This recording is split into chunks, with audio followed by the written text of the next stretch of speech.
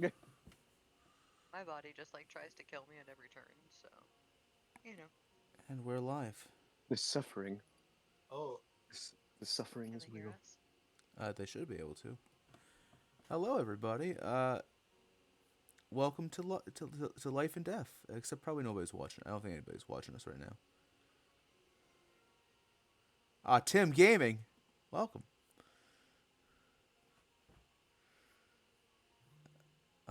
Welcome to something, I'm sure. Let me just... Got to... What the fuck did you just put in general? Or in memes? I love it. It's her, right? Time to go promote stuff. Hello. Alright, let's... I hope I don't get banned for doing this. That'd be funny.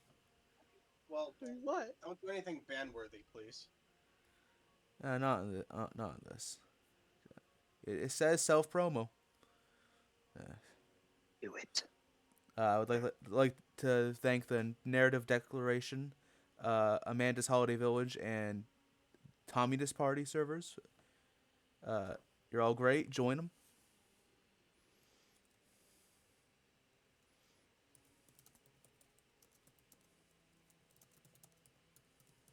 Hands are cold. Knees weak, arms are sweaty. Not what I was going for. Vomit on his sweater already. Oh, good God. Mom spaghetti. What? Dude, Yeah, Eminem. get all the funnies out now because like it's gonna be a sad session. Yeah, not this one. It'll be fine, I'm sure. Yeah, who knows?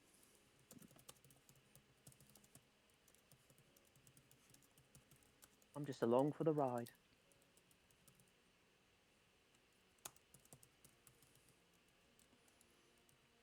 I'm sure we all are. To some extent. I assume I'm like that. We don't have any sudden tech issues. I hope not.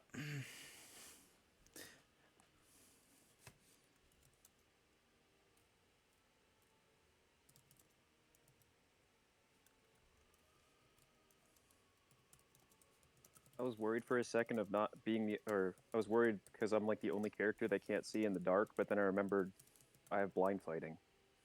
Yep. Oh, you have blind sight. Yeah, blind sight. Damn. At least 10 feet. Well, my character doesn't have a fucking eye. He's had to train in the sword without an eye for like 6 years. Again, I find it like really funny like that both of our characters have like eye scars, but only yours lost their eye. Yeah, my eye's gone. Fucking stabbed out. Got that shit yoink. Yeah, this shit got yoinked out. Don't worry, the person who did it to me is basically dead now. They can't use their arms. An eye for an arm. Nice. Yes. Well, don't worry. Many gods will be killed, I'm sure. Give it like 4 sessions.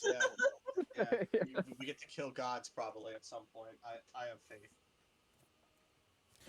To the viewers in to the viewers in chat, how is the music sounding, or how's everything sounding so far?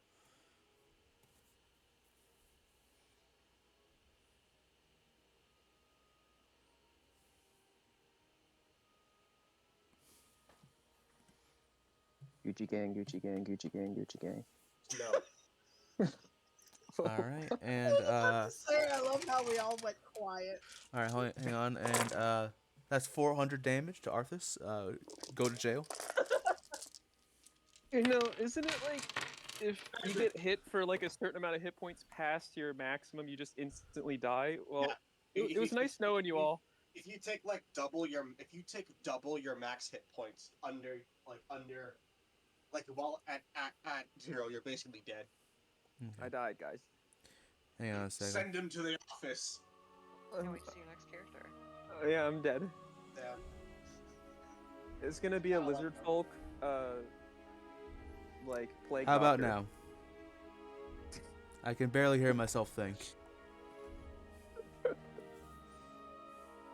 I mean, turn down the music on Discord then. No, I had to turn it up to get them to hear it. Oh. And now I can. Alright. I'm going to lower my own personal volume. Tell me if that changes the volume of the music, chat, please. Never mind, I can't do that. I forgot. Fucking Apple.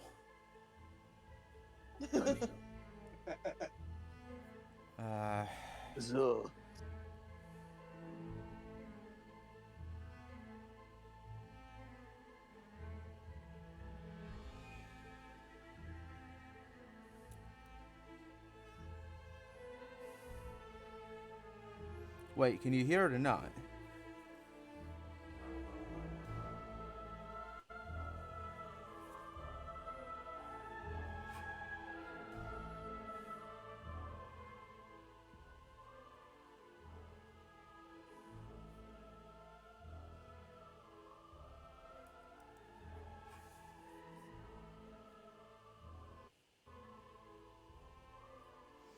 Hmm.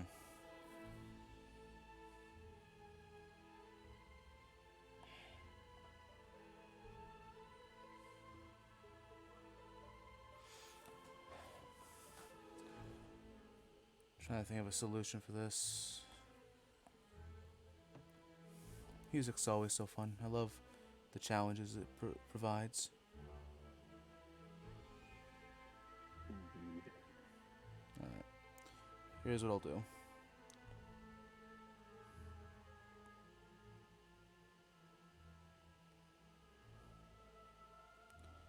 I'll do that. Hell yeah, Scuff.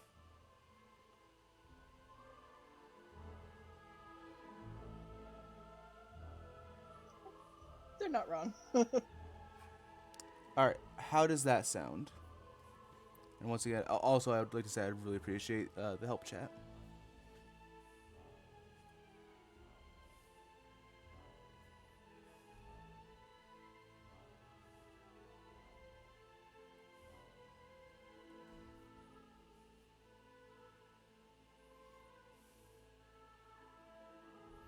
Alright, that's how it's gonna stay until it breaks again. Which I hope it doesn't break. Ah, to give it time. No break, no break. Let's go for 5 sessions without any kind of tech issues.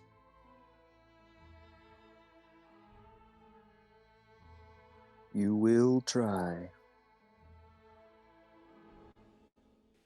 You underestimate my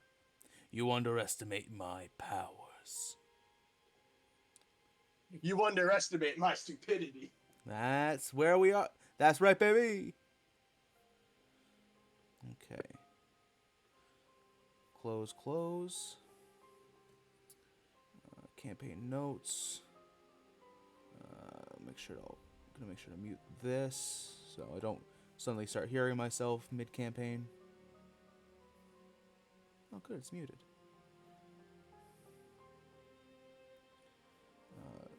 Initiative rolls. Hell yeah, baby.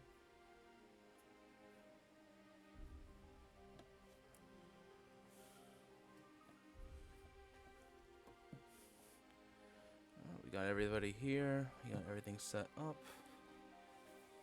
I will be right back, and then I think we'll get started.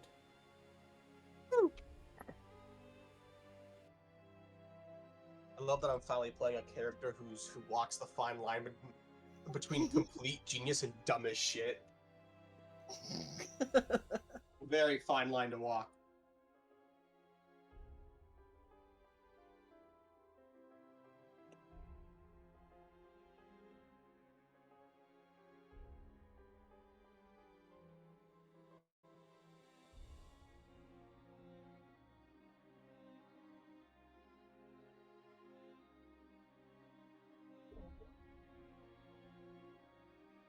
Okay, I think that's... Is that what I chose? Oh god.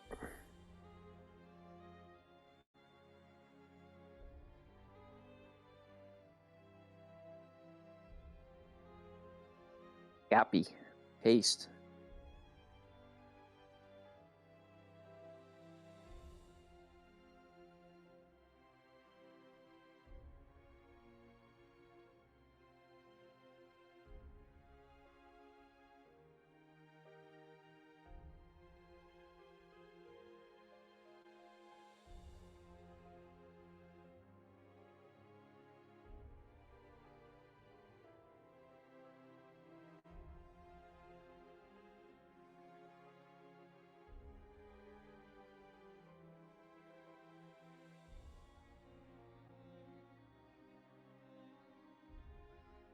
First session, first real session. Been like Oh, half yeah. a year in the making, over half a year.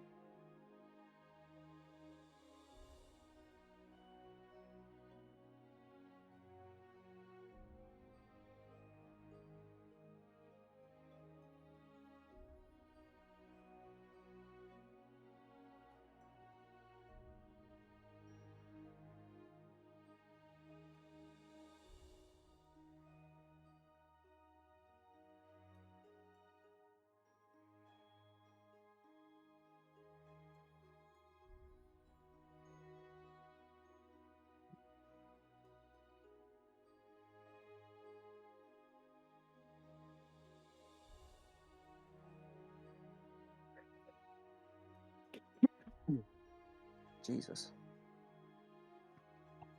Sneeze. Cough. You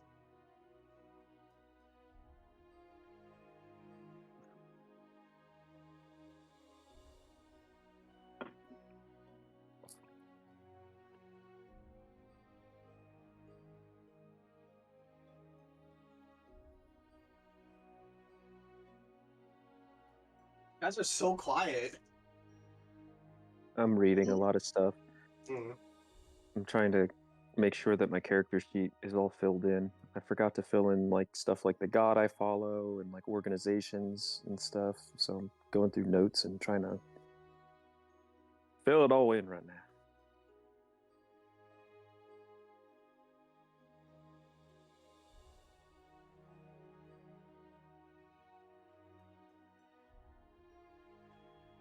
I'm the youngest character, I just realized.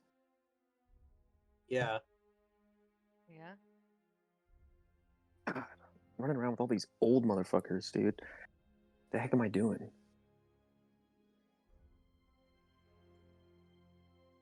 Freaking gramps and grandmas. I'm only 20. My character's only 29. My character's only 23. Okay, Valadius is 10 years older than me. Grandpa.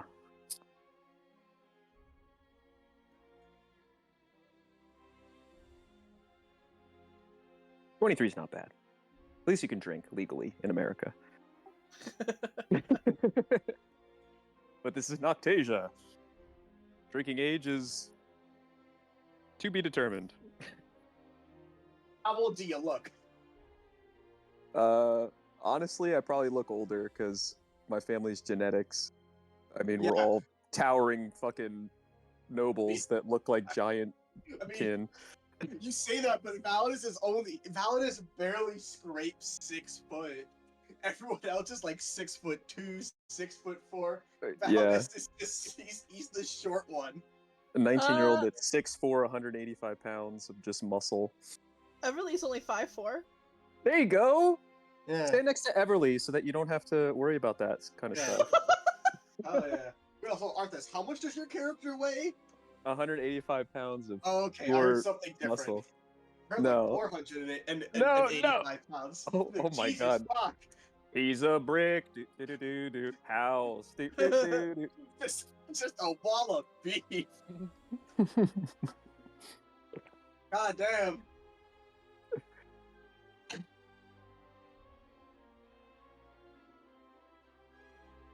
The weight that I had initially was like 140 pounds, but then I was like Google searching like average weight for like 6'4" built person, and 140 is like a twig.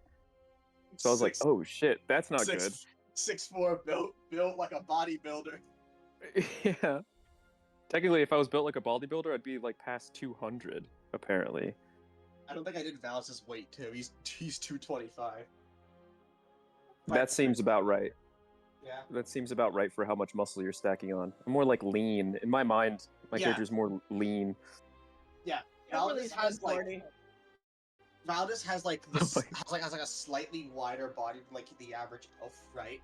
But then like you like look at him like with like no armor on, and my guy's got muscles in places you didn't even know you could have muscles in. This dude is insane. Wait, did you say Everly was 140? Yes, she's curvy for an elf. I was about to say, she must got that dope truck. She's curvy for an elf, yeah. It'd be What the? We've all seen like the fucking April Fool's style art of our characters, right? Everly walks into a room. Everly walks into a room, her ass walks in 5 minutes later. Oh no.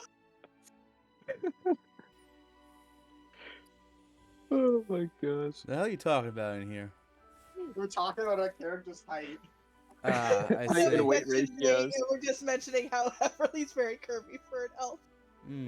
I see. At 140 pounds, man. 5'2". 4. She's 5'4". 5'4", sorry. Yeah, she's curvy. Got the She's supposed to be. All right, I'm taking this train back. Oh fuck. All right. Hello, everybody. Thank you to all the viewers who have decided to join us today.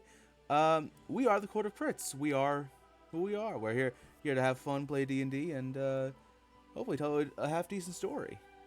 No promises on that, though. I am joined today by the Grumpy Crow. Hello. Radio, because I'm not pronouncing those letters. Okay. Tragic Wolf Girl Celine. Absent. That's apparently. Hello. And Glitchy Honey. Hi. Our fifth member, Homie Raids, is unfortunately not here today. He is currently in the sky, I presume.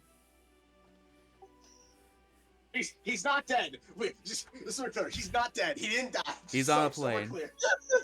Yeah, exactly. It's just so again, you know. He will be here with us next session. For now, we'll just have to deal with fake Arthus.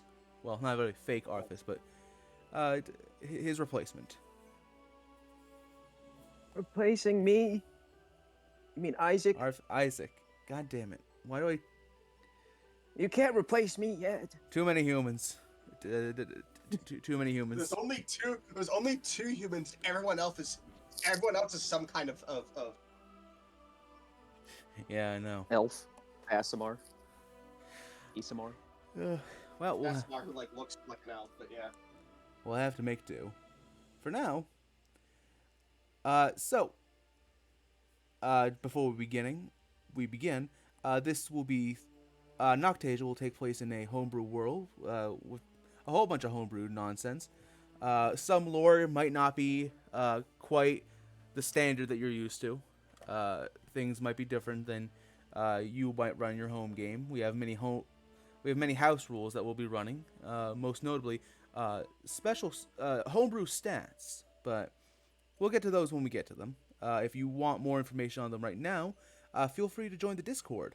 Check the Court of Crits Twitter, and you'll see links to our YouTube, Discord, and Twitch channel. And yeah, should be an overall good time. I hope. Anyway, Is everybody ready to begin? Yes. Mhm. Never Ready. thought- Ready. I know. Deep breath. Roll your shoulders. You got this. Someone in chat makes a good point. Yeah. How many D&D games actually take place in D&D world? Not a lot. And that's the perfect amount. All right. Give me just a moment.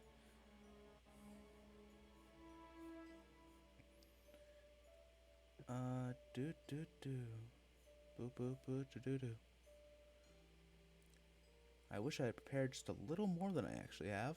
Oh well. We will have to make do.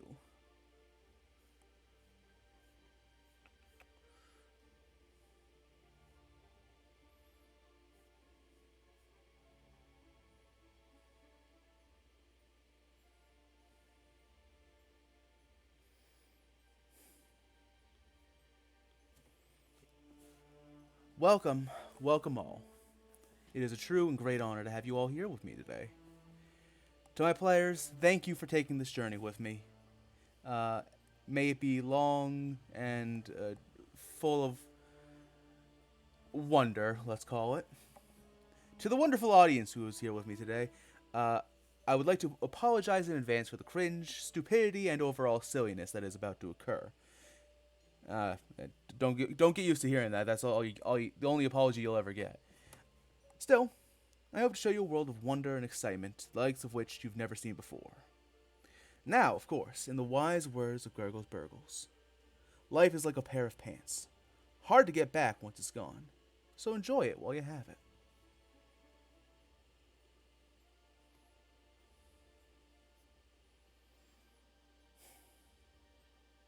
To my two wonderful voice actors, be prepared. See. I was just about to switch over to that. Alright.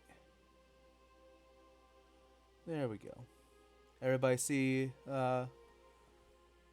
overlay proper? If you're on Twitch.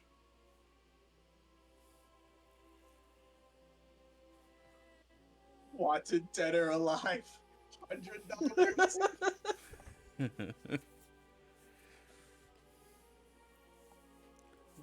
Wow. Unfortunately, that you guys don't see it. You just sue it. Sue it. Deep beneath the silver sands of a country far, far to the east, rests an ancient library, a labyrinth of knowledge which has existed since time immemorial. Legends speak of the wonders and the horrors of this library. Rumor has it, this library has the question to every question that has ever been asked and every question that will ever be asked. It is within this dusty old tomb where we find a most peculiar scene. Two young children tucked into bed. These two children are siblings, yet looking at them you'd never presume so. The elder brother looked made of paper and thick ink, his very form appearing flimsy, yet the grand bull horns that sit atop his head make for a very menacing appearance. Meanwhile, the younger sister looked as if she were no more than a crafted doll of silver and steel, with grand iron wings neatly tucked behind her back, her pupils that of gears which rotate clockwise once per second. Unfortunately, the two siblings were in a bit of a predicament.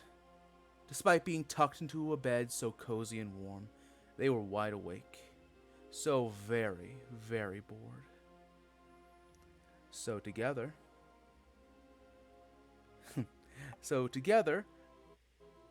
they called out. Theo! Theo. Their call echoes throughout the great halls, and there's silence for a moment before boom, boom, boom. They could hear a thunderous rumbling echo throughout the hall just outside their room. when suddenly a very large man, skin tinted deep red, with these enormous goat-like horns sprouting out of his head, which almost perfectly pair with a sour look on his face. This giant man is dressed to the nines in the finest silk suit you'd ever have seen. In any other scenario, you might assume this man was a tiefling or some relative of. But he stands over 15 feet tall. His head almost scraping the ceiling.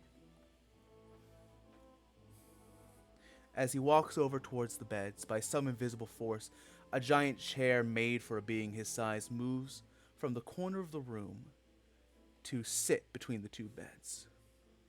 The large man takes a seat, crosses one leg over the other, and gives a very smug grin to the two children before him. Hello again, little ones. Still up, are we? Did you have another collective nightmare? Or do you two simply enjoy screaming out names in the middle of the night? We can't sleep.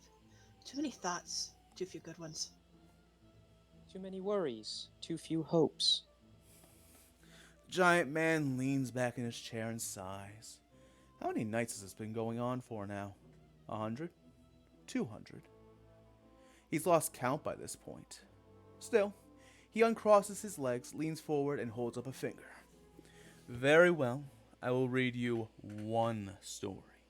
I'll tell you the best story you've ever heard, full of happiness and sadness, despair and hope. Then, you must swear to sleep through the night. Promise! As if from nothing, a large book bound in a royal purple leather appears in the giant horned man's hand. He opens it and begins to flip through the pages. Flip, until finally, he lands on a page near the back half of the book. Ah, ha, ha, here we are. Allow me to tell you the story of Moonfall, a tale of great civilization in the future afflicted by a strange curse. This curse brings about even stranger new magics, and we watch as heroes rise up to stop the injustices that fall upon those inflicted with this curse. You've told us that story before. I have? Did I? Must have been a while ago. And so the large man continues to flip through the book. He lands on a page near the front half of the book this time. Here we are. Here we go. Allow me to regale you with the epic tale of those who came together to defeat a god-slaying beast, the Fangbreakers. Mama says we're not allowed to read that story. What? Why the hell not? And so as the large man glances down towards the first page, his pupils almost dilate as he says, "Oh, that's why." Okay, nope, she's right. That is a story for when you're older. Let's see.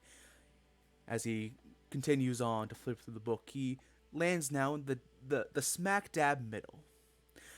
Aha! Here's a classic. Well then, Allium, Izuko, I think it's time you finally heard the grand tale of the Violet Kings. But Uncle Daisy has already told us that story.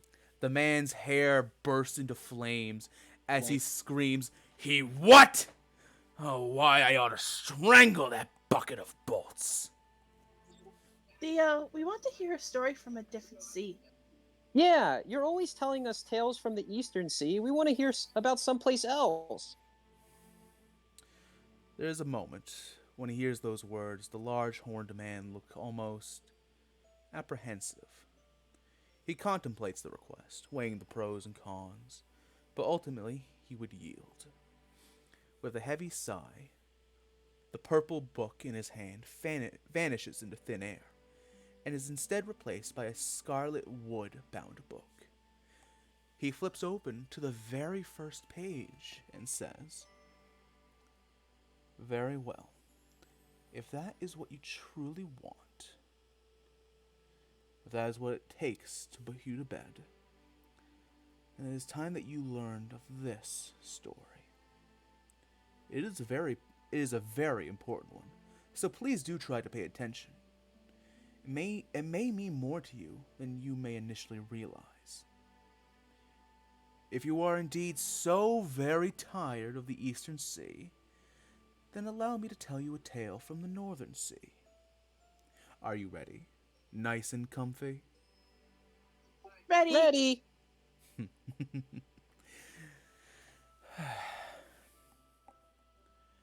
Very well then. Now, some things you hear may sound familiar to you, given you've already heard the tale of the Violet Kings. Some people, places, and events may even intersect. If the story was told properly, of course. Though the large man sneers a bit in contempt. This is a story about a land far, far away from here. About a group that many might describe as the worst people in recorded history. But for now, at least, none of that matters. For this story is in fact incredibly simple. Almost laughably so. When one removes the fantastical elements, this is merely a story of 5 valiant heroes embarking on a quest to save a princess.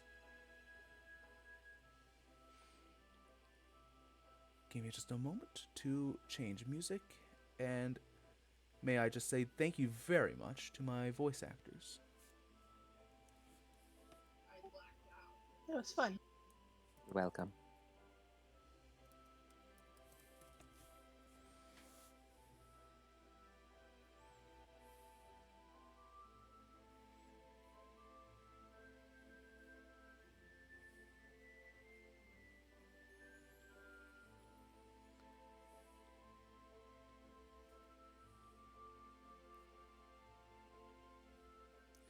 Alright. And music.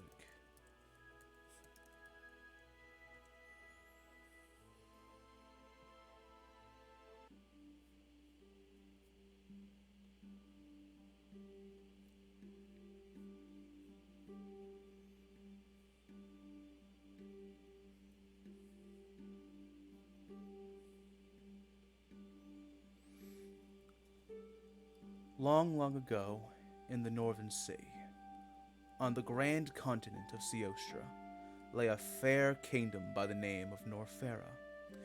It was a land of faith and nature, where the forests were bountiful, and the fairies would sing year-round. While it had its fair share of dangers, beasts and bandits aplenty, Norfera was considered the safest place in the Northern Sea. It is a land where any and all who seek refuge from religious persecution may find shelter. A policy which has gained them many strong allies over the centuries. Sorry, just a moment.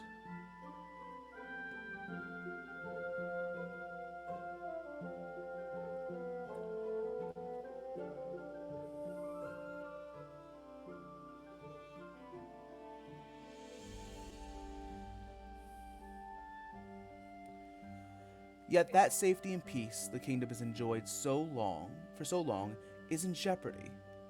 Up until a year ago, Norfera had been in a 7-year-long war with its rival to the southeast, Sowthunda. Nestled within a vast and very hostile desert environment, Sowthunda was a kingdom dedicated to the practice, study, and creation of magic, aided by the fact that one of the world's most prestigious magic academies, the Ambrosia Alavista School for Arcane and Eldritch Experimentation, was located in the nation's capital. Some of the world's most famous and infamous spellcasters were alumni of this academy, such as Tasha, Mordenkainen, and Bob. with the tragic passing of Norfera's ruler, King Cacophony Winston Norian, the so-called Scarlet King. A ceasefire was called, and a fragile peace has remained ever since. Yet, everyone can feel it. Hanging in the air is the scent of blood, the memory of those who were lost still fresh in the minds of both sides. It would only be a matter of time before war reared its ugly head once again. But that is not the story for which you are here today. Our story begins in Accordia, the capital city of Norfera.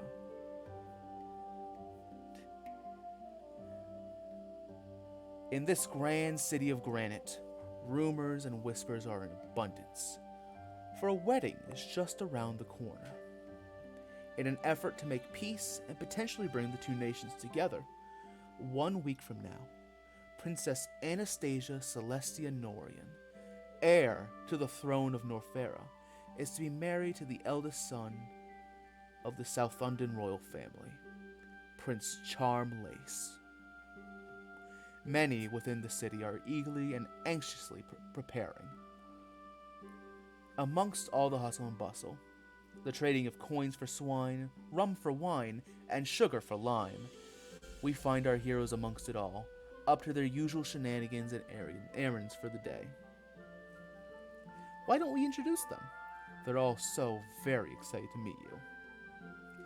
Why don't we start with Valadius? Would you like to go ahead as I bring up your art? Would you like to describe your character? I would much appreciate that. There he is. So Valadius is a elf of some variety. He always looks grumpy. No one has ever seen him smile. Grumpy does not mean mean. He just looks irritated, tired, grumpy. Not necessarily mean. He is 6 foot, resting bitch face at all times.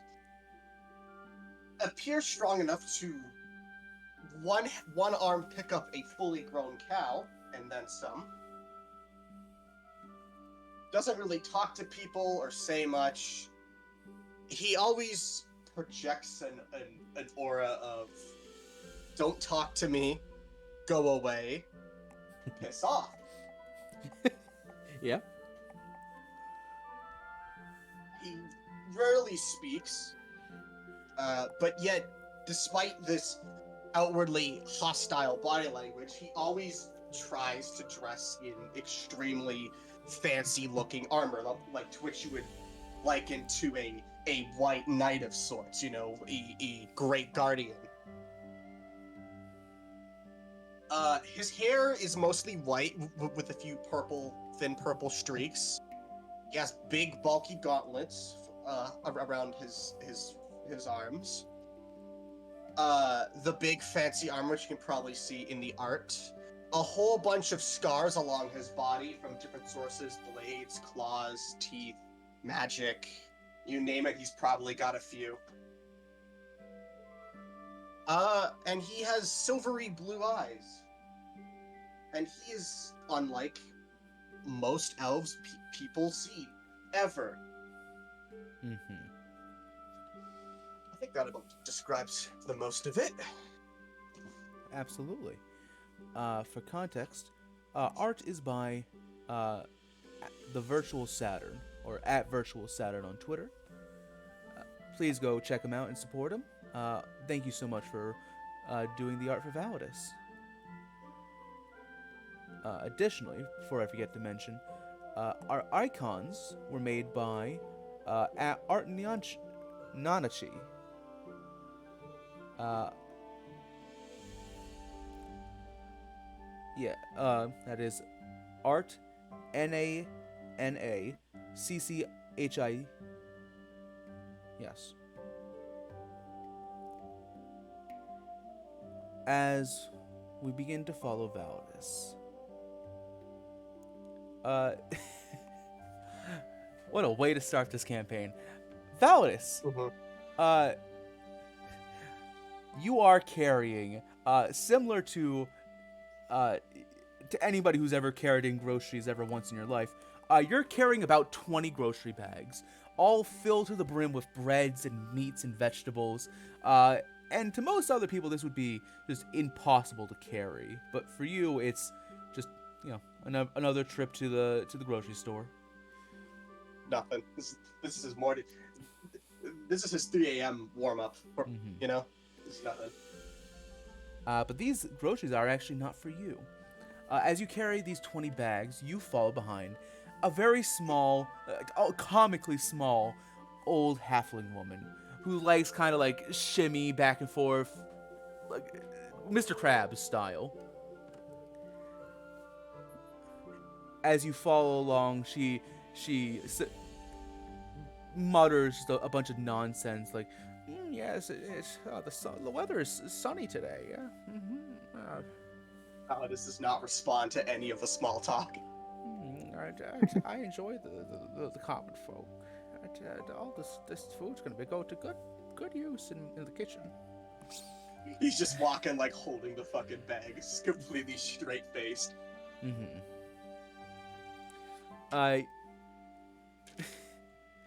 As you had been at, I forgot how we said you got into this. Like, more or less, this nice little. Yeah, she asked like, "Oh, son, could you help with the grocery bags?" And despite what else you're supposed to be doing right now, you agreed. Well, you're just gonna let little old lady carry all those bags? Hey, I said like that Valadius just looks mean. Does not mean like he's a massive asshole, okay? Yeah, that's my job.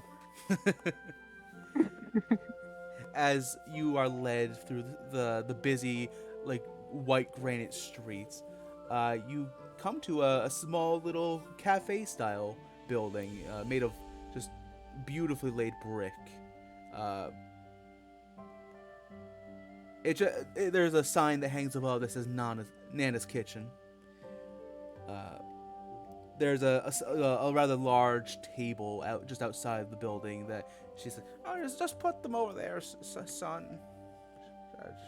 Alex just like walks over, just drops them on the counter, and for the first time in this whole journey, he's actually speaking to the woman directly. If I may ask, miss, how do you normally carry all of these here? No, normally it's usually multiple trips. Oh, many long trips.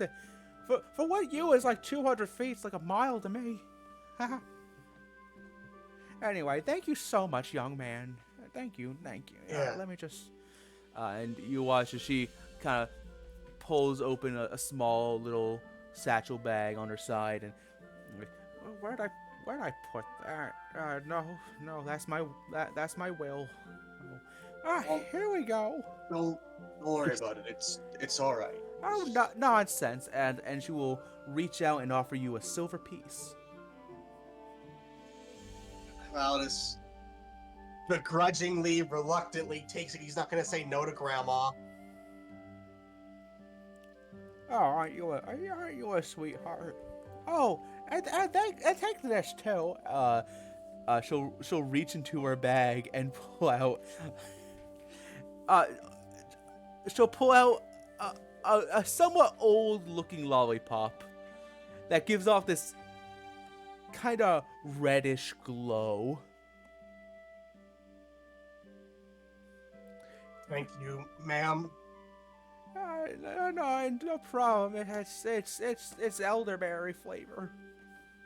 Well, thank you. We'll take the lollipop. Just put it in his mouth just instantly. All right. Got the stick like hanging up the side of his mouth. All right. You heal 3 hit points. I was full already. Hell yeah. Yeah. Thank you so much. Come eat. I make a wonderful goulash. I will send the word out to my coworkers. Oh, thank you. And as the old woman walks towards the front door, she just kind of pushes and like there's the main door and then there's a smaller door that's kind of like her size that just opens up in like the bottom of the door. Dog door? Kinda. And as you kind of suck on the lollipop, a thought occurs to you. Oh yeah, you were supposed to be watching someone. It's kind of, he leaves the place thinking like, how did people that small survive so long? And then he's looking for the person he's supposed to be watching. Hold up, hold up. We're stopping the campaign for a second. Oh. Homie, I fucking see you, you son of a bitch. Get out of this chat. Saw that Don't you pull that shit on me. I see what you're trying to do here. I'll fucking go back to hell. I'll go down to hell and drag you out if I have to. Same. Is he here? He's in chat. That's nice, actually. That's nice. Yeah, sure, whatever you say. All right, Chase, you ready to play some Binding of Isaac to get this man back? Anyway, continuing. Well, good news. You get to be the first roll of the game, because I need you to make me a survival check. Ooh. Yes, a skill that I'm not okay in survival. 10. That's exactly what you needed. As you, because the old woman, nice as she was, did kind of lead you down a weird path. But in only, 5 minutes or so, you find yourself on your way right back towards the market square.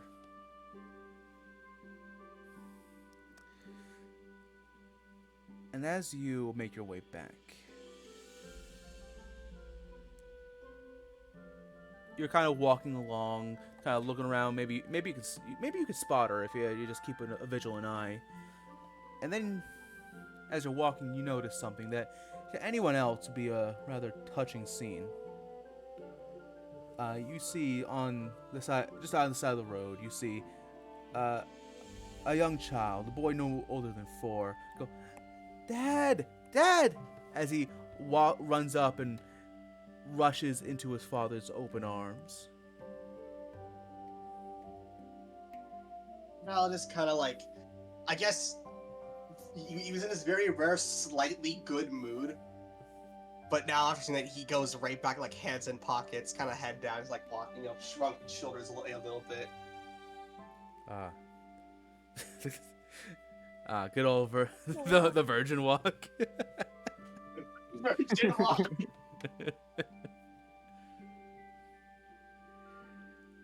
I mean, not quite, but sure. And unfortunately, because of this bit of a distraction, you suddenly feel smacking into your shoulder, or rather, you feel somebody smack into your shoulder as you kind of brush past him.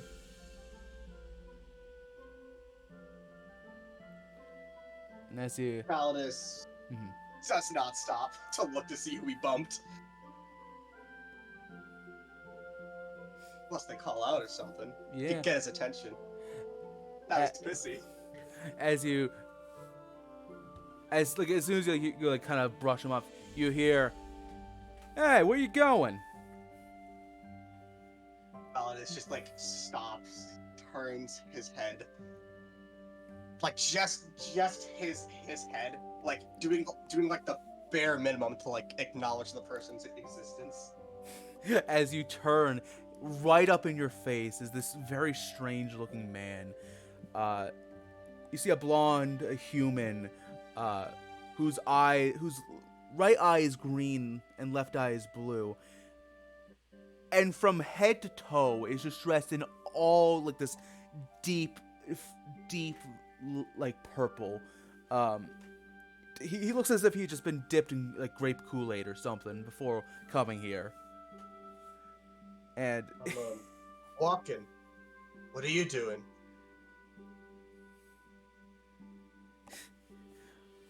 I'm trying to enjoy this lovely city of yours, but I didn't realize so many people were so rude around here.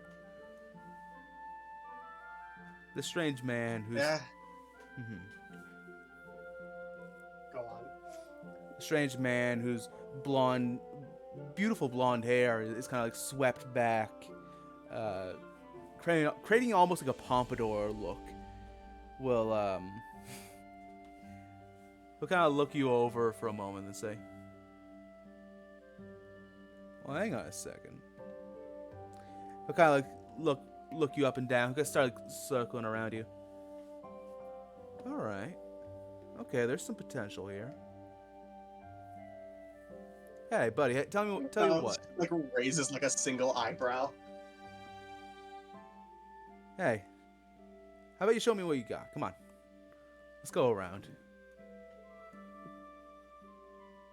You're not from here, are you? No, sir. Now, come on, put up your dukes. I can tell because there are not many people stupid enough to try and fight me left. I can say the same thing. Come on. What do you got to lose, huh? Valadius like rolls his eyes and then instantly, lightning fast, takes a fucking like shot at him. Just instantly. All right. He goes from like super slow to suddenly max speed. All right. House rule number 1. I have a fun little thing that I call a duel. I'm sure most people, I'm sure it's not a new thing, but it's just what I call it. Let's have some fun. You're going to roll competing attacks.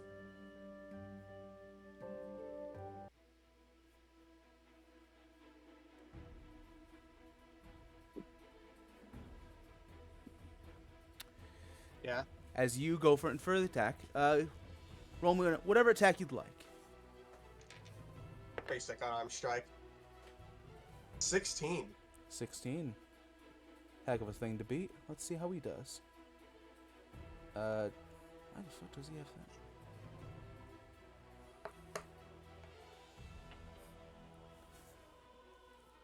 that? With a 28, as you go in for the first, I imagine like a big haymaker, right? Just a really fast strike with the aim of, I guess, deterrence. You know, like he's not taking this. It's just something, almost like lazy, but really fast.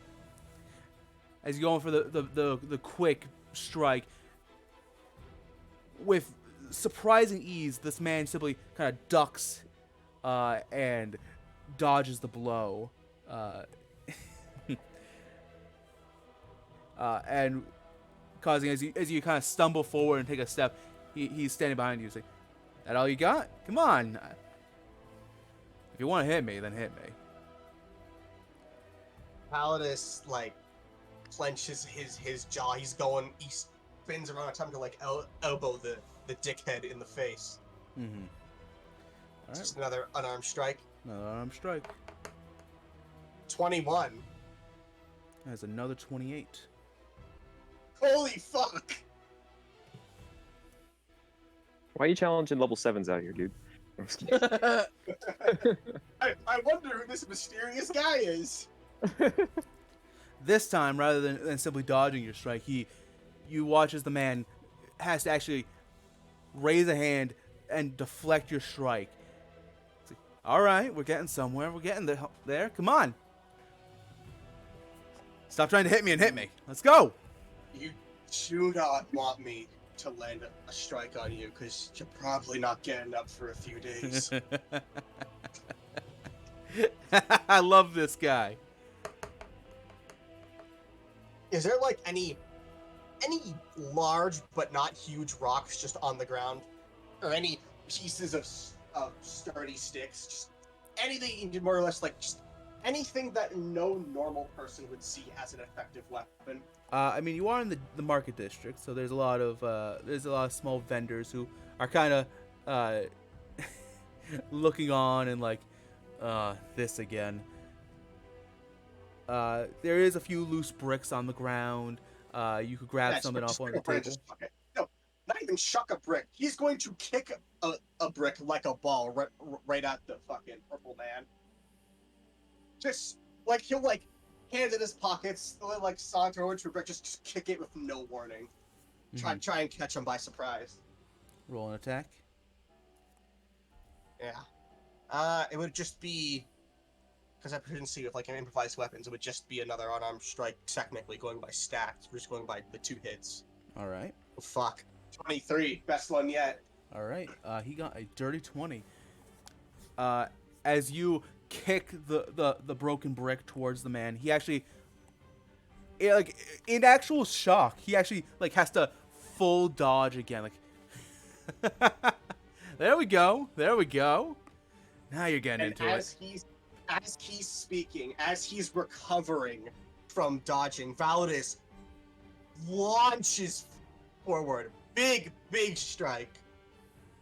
He's going for it. And that's a natural 1. And that is a natural 20.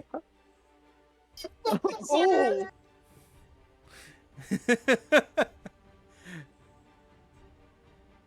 All right. Like the natural 1. I can't underestimate how fast all this happens. Like, as he, like, the moment the purple man's eyes go from, like the brick back to Valadius, Valadius is already closing in quick. So that's what I cannot understate how fast he's moving. And I cannot. You watch as the man says, as you lunge, there is a wild look in the purple man's eye as he kind of reaches, grabs his coat. Like anybody who in the audience or the chat who's played the Yakuza series, kind of just grabs his coat and in a motion as if to tear it off, literally tears his whole coat off of his body in a similar fashion to what is He's that? doing the action movie. He's doing the fucking action movie shirt rip off. Yeah, like one of those tearaway fight. suits. He Yeah. tears off his coat and it transforms into a shield mid-tear, and he just boom, kong, smacks Valadius upside the head. And Quit playing games. Have a job to do. You say it's like teeth clenched, fist kind of shaking like a little bit. unfortunately, the battle is actually over. Mm-hmm. As you kind of fall back, like, not fall back, sorry, you kind of are about to get back up when suddenly you feel like your knees buckle as the world kind of goes a little wiggly. But before you can fall, of course, the strange purple man puts a hand on your shoulder. Hey now, hey, let's not go falling unconscious here now.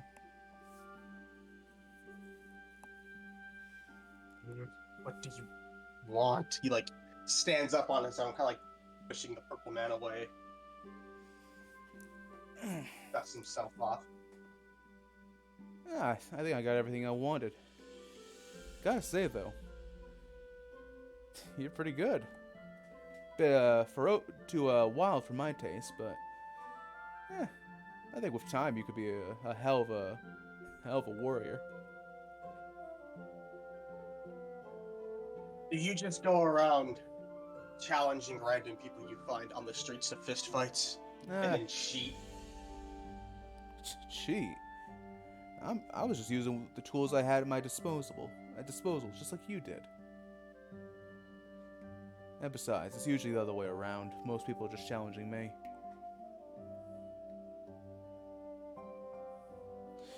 Anyway. This takes like a deep breath and returns to his more neutral, grumpy, I guess, stance and posture. Well, thanks for the good time. Name's Henry, by the way. Alice does not shake his head. He just looks at it. All right. Then. Valadius. Well, whatever you say, Dio. I gotta get going. We'll see you around then. And he turns and begins to walk off until he stops for a second and says, Right. I've thought of something. I saw a real cute tiefling south of the market square. Seems like the kind of the anxious type, you know. So she was looking for somebody called Valadius. You wouldn't happen to know who that is, would you? Valadius just stares at him. That is me. Oh. And don't call her cute. Just for the sake of both of us. Sorry, I saw a real ugly tiefling down that way. Anyway. Yeah, that's worse. That is. Well, make up your mind, bozo. I'm out of here. Just say it. Like, as he walks off, Valadius will like kind of like curse under his breath in Orcish, fucking asshole.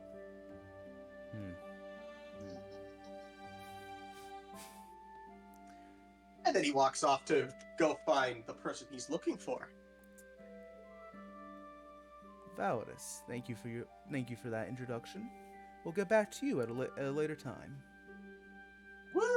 Glad I could be a part of it. Glad I could go first. Next up, we have Arthus. Let me just do a thing.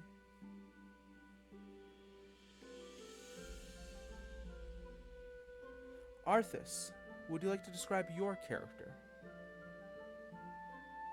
Sure. Arthus is a noble, so he has like noble features. He's quite handsome. He's got brown hair, single red eye. His other eye is marked by a scar, sort of like a sword wound. If he could open his eye, there wouldn't be an eyeball there. He had to have it removed. So he's partially blind. He wears your standard chainmail armor that was given to him because of his position as a guard. He basically doesn't really keep the armor well maintained. He likes that it looks rustic and kind of beaten and battered. Wears his kind of battle wounds on his sleeve to show off his prowess. But he keeps his hair nice and tidy and his face clean of blemishes. Very cleanly otherwise. He has a long sword at his hip and a shield on his back, as he is standing at 6'4". Got some muscle on him, kind of a lean cut. Looks like he works out every single day. Kind of scares the populace by sometimes running around shirtless in the mornings, Right, I forget. saying training, as he just sprints around. Kind of a nutcase for training. And yeah, that's about it.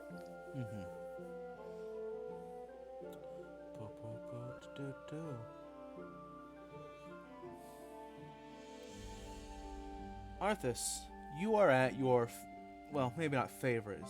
Favorite might not be the right word, but it is your usual go-to, the Hopalot Trading Company, run by a good friend of yours.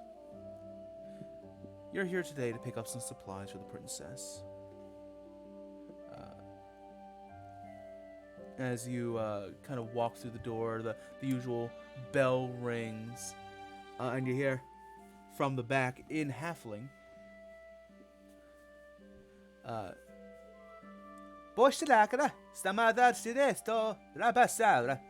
which roughly translates to, "Oh, customers here. Get all the supplies ready. Get the shipments out. Thank you. Just a moment, please." Take your time, Jundo. It's just me. I'm here for another supply run for the princess. You're always doing what you need to do, huh? Just like your office. Just like you. Just a moment.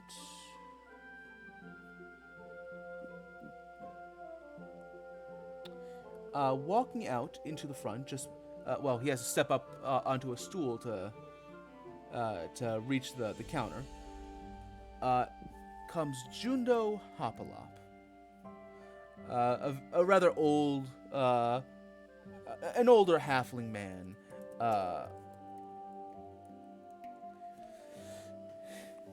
He is more or less your typical halfling. He short, messy hair, half covered feet, and weirdly big hands.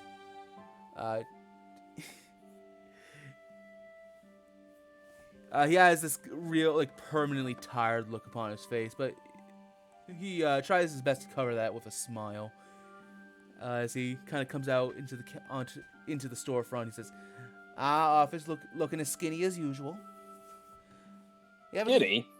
Yeah, you ever could get some meat on them bones, boy? It must be the armor. Is that what the If I were call to it take these it off, days? you'd just see. I just get into like a flex pose. I just like, ugh, these guns. The armor contains them well. Otherwise, you'd see them bursting asunder. Anyway, you're distracting me. Yeah, well, maybe Supplies. if you actually ate some of my pies and every now and then, you'd have some meat on the bones, and you'd actually catch yourself a date. I told you, if you want me to eat your cooking, make that famous cake you made for me that one time. It's better than your pies anyway. I ain't not gonna hear none of that. No, no, pies are the best. I won't hear nothing else of it. It was official. We've already had this remember? debate many times. Yeah, and I was proven right. Anyway. Stand my ground. So what you looking for today? Pen, paper, something in between? Chalk? Yeah, the usual. Nah, I don't know about journals. chalk, but parchment, quills, journals, ink. Oh, and can you throw in some of that candy like last time? The princess seems to favor it. Absolutely. I don't know. I tell you, Arthus, I don't know how that girl goes through so many journals. She does indeed like locking herself in a room and writing God knows what into them. This is what, the 16th in a month?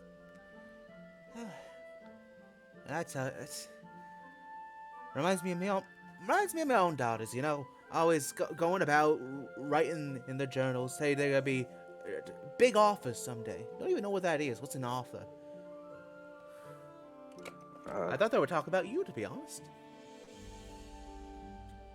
Very coy of you, but no. An author is someone who writes books. Oh, is that what they call it these days? I tell you. Anyway, give me just a moment. I'll go grab that order for you. And I'll throw in if you're so desperate for it, I'll throw in a slice of cake for for the princess. And- He'll wink at you. I'll kind of blush, my stomach will grumble a bit, and in halfling, I'll just say thank you and then say, right, for the princess. You'll watch as the man kind of hops down off his little stool, disappears into the back, and you hear just a overwhelming cacophony of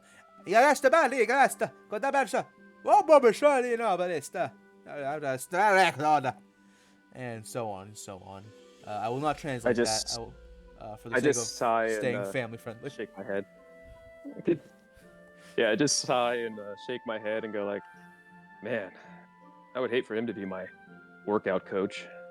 All that cursing. And I'll just kind of rest my hand on my blade and kind of take a peruse around the store, just looking at any new inventories or anything as I wait for him. Mm-hmm. As you're waiting, aside from the overwhelming sounds coming from the back, you see it is strange what a halfling deems so important to display in a store. You see candies and seeds and a whole bunch of gardening tools, but you don't see any like actual food.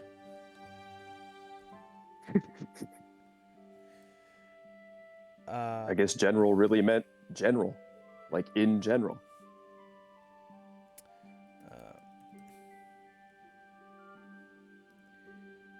Suddenly, you hear from the front of the store behind you, ding-a-ling-a-ling, the sound of the bell once again going off as you hear a familiar voice behind you. Hello, Jundo, I'm here to pick up my order. Arthus just freezes in place. He recognizes the voice. He doesn't quite turn yet. Mm-hmm. He kind of just sighs and collects himself. The voice doesn't seem to actually recognize you. You hear some footsteps behind you as whoever it is steps towards the counter. Says, "Juno, you there?" Good. I love being late. As you do eventually turn, you look and see your sister. Termina Adeptus Gladius, defender of the Eastern Front. She is an Azamar, with wings made of great roaring flames, hair white as snow, and skin with dark skin, as if she'd been baking in the sun for the entire summer. She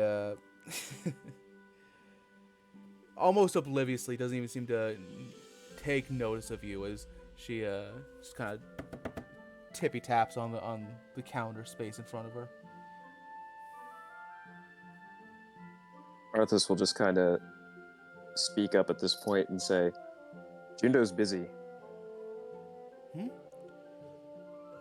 Your sister will turn to you and say, "Oh, Arthus! Oh, it's so good to see you.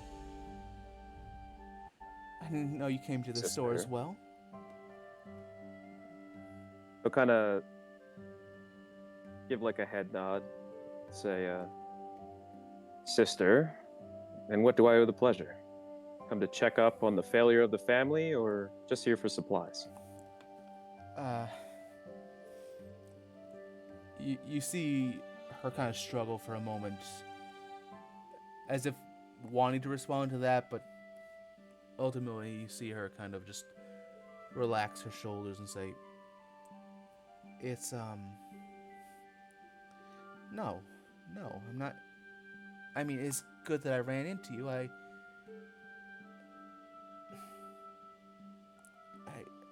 I'm sorry for how things turned out, Arthus, but I am happy to see you."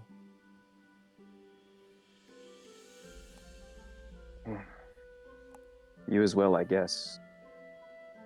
Been keeping well in these last 6 years? As well as I can, with how quiet it has been around the house. When I'm even there in the first place, that is. Speaking of,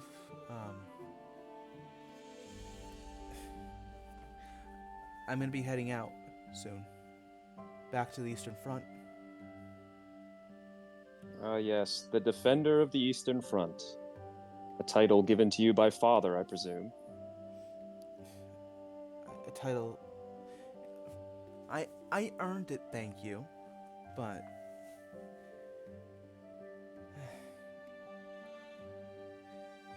I know you must.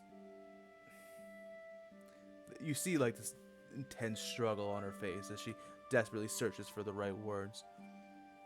At that point, he'll say, "Speak. I'm not in the mood for any more of your gallivanting anyway. I have duties I must get back to. What must you say?" Father is going to be attending the wedding. I know it's not fair to ask this of you, but please, just try to get along with him.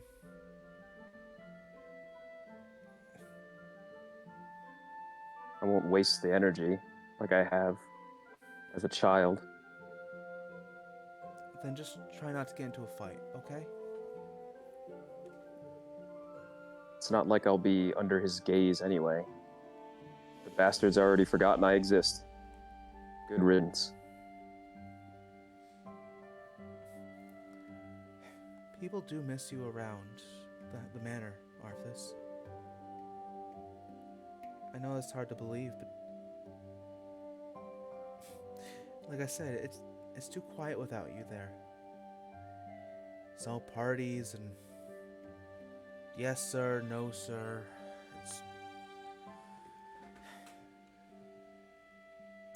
Honestly, I'm a little jealous that you managed to get out of the house.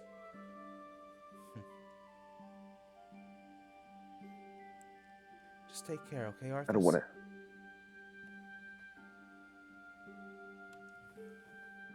Sure.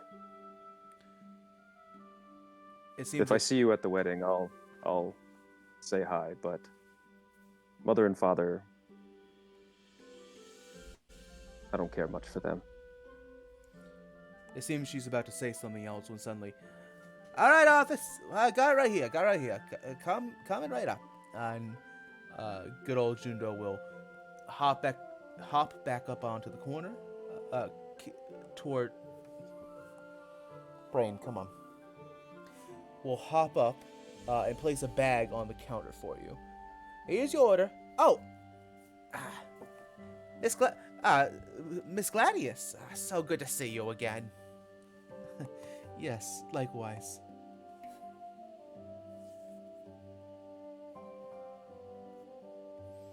Well, if that's going to be all, then I just snatch up the bag of stuff and I drop the coins on the counter. I go, I'll see you next time. And then I kind of look to my sister and stop for a second, just stare at her. I give a curt nod, and I just walk out the door. Always welcome, always welcome. Now, how can I help you, Miss Gladius? And as you...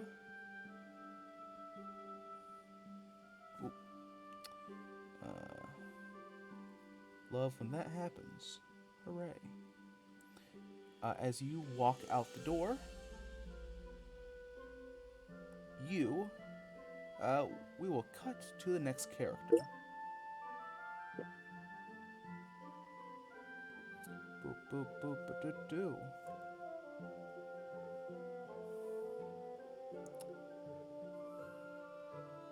Now then, Everly, Mm-hmm. would you like to describe your character? Sure. Oh, hang on.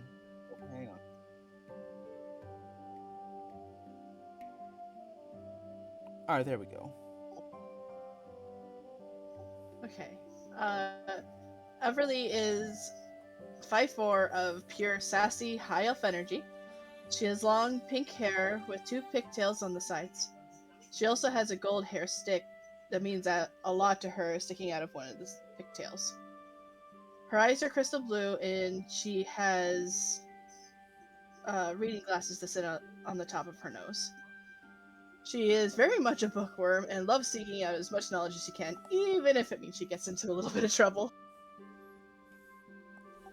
Other than that, that's pretty much our dear Everly. Some would say forbidden knowledge is the best knowledge. I'm not one of those people. I know.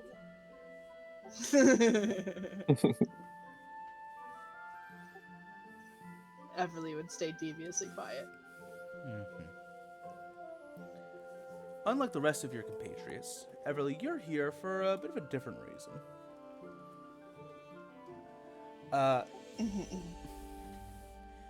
As you walk, you're just east of the market square, and you're here with someone. A good friend, and, well, who's to say if it was anything more than friends? Aside from you, of course. You are here with Tesla Nikeli, son of Neonis, and one of the greatest living heroes of Norfera. Tesla is a very, like a mountain of a man in his large silver armor. His hair is golden and almost gives off not an eerie, but like a faint glow. What's not faint are his eyes, which are these just pure motes of light that could, in fact, light up a room if he so chose. Upon his back are these grand wings of light that just constantly remain open and blind anybody who looks too close at them. You two kind of walked side by side. There's a bit of a awkward tension until eventually you're just on the edge of town. As you stop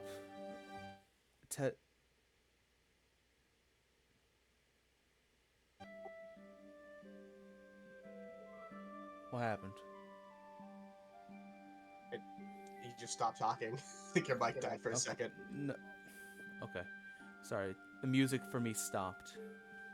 Oh, Oh. Anyway, as you stop, Tesla kind of holds his bag over his shoulder and looks to you, Everly. I promise I will be back soon. As soon as I can be.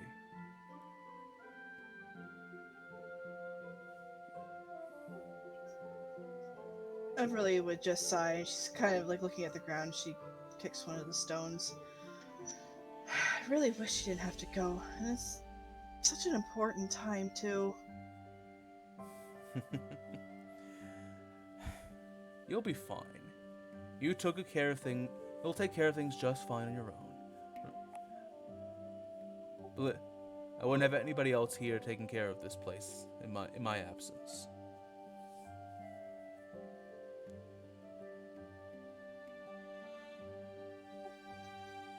Again, she'll just kind of grumble. Yeah, but who's really gonna hold me back from kicking someone's butt? That's true. That is true.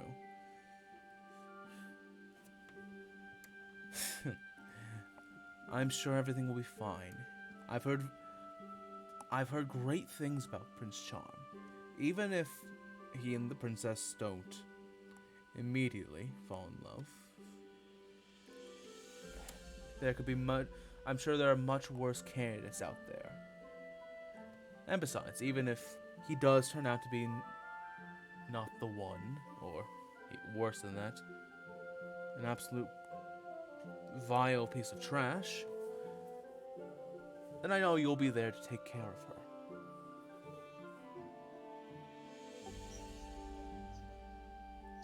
She kind of smirks. Yeah, I will be there in lickety split, so I can finally kick some Prince ass. If he turns out as vile as I think he'll be. Just make sure you don't kill him. Not before I get back, anyway. She smirks and kind of winks at him, and she's like, I can't keep any promises.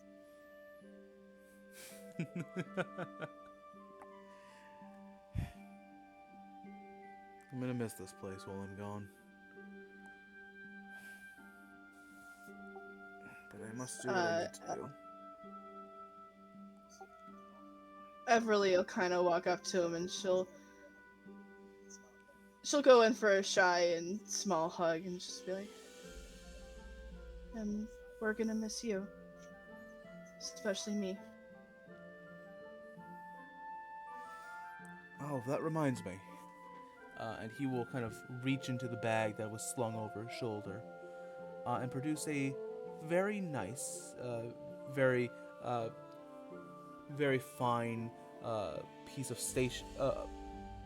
a letter, that is to say. A very nicely prepared letter. And he will offer to you, Everly. Curiously, she will grab the letter from him. Oh, what's this? That's something just in case. It's, it is... You see Tesla kind of shuffle for a moment.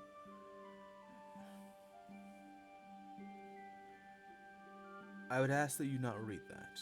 Not until the time is right. And I think you'll know when that time is. She'll kind of squint her eyes looking at the letter. She'll nod her head, but then she'll kind of like look up at him, kind of glaring. And she'll be like, you better still come back, you crazy Azamar. I'm gonna have to tread the sea to come after you. You see a big, doofy smile spread over the man's face. I don't even believe the depths of hell could save me from your wrath. Damn right it won't. How about this then?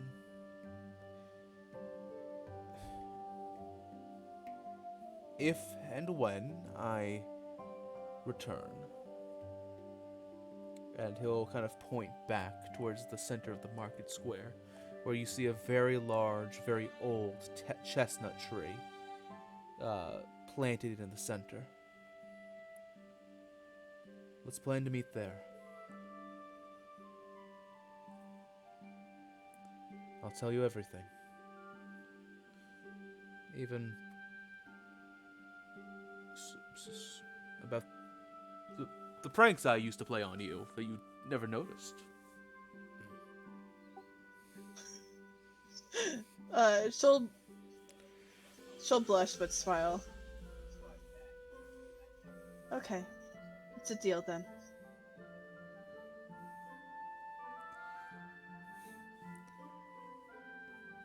Tesla will reach down and he will reach down and mostly because he's wearing the big, like, heavy gauntlets. He'll reach down and gently pat your head. Until next we meet, Everly.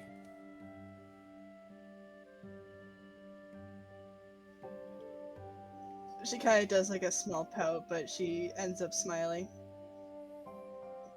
Until we meet again.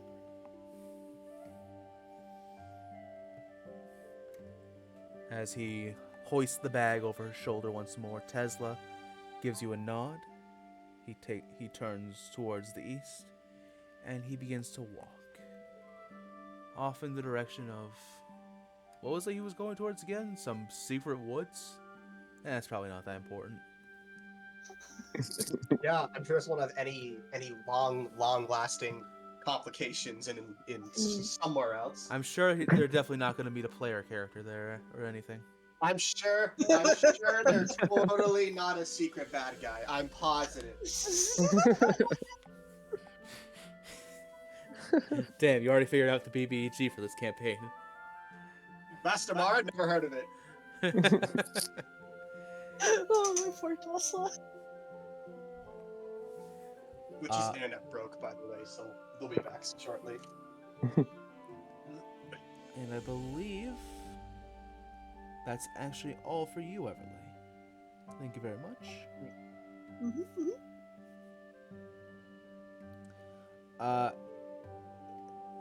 Now Isaac was supposed to go next, but just look at his funny little wanted poster. Haha. Look at it. Look how cute he is. Woohoo. Anyway. Lorien. I just said they're not here. They're internet broke. All right, you know what? This is a great time, I think. How does everybody feel about feel about taking a break? First break. All right. Boop boop boop doo doo. Thank you very much, everybody, for being here with us today. We'll be back in 15-ish minutes. Maybe. We hope so. Until then, entertain the chat. I'll be right back.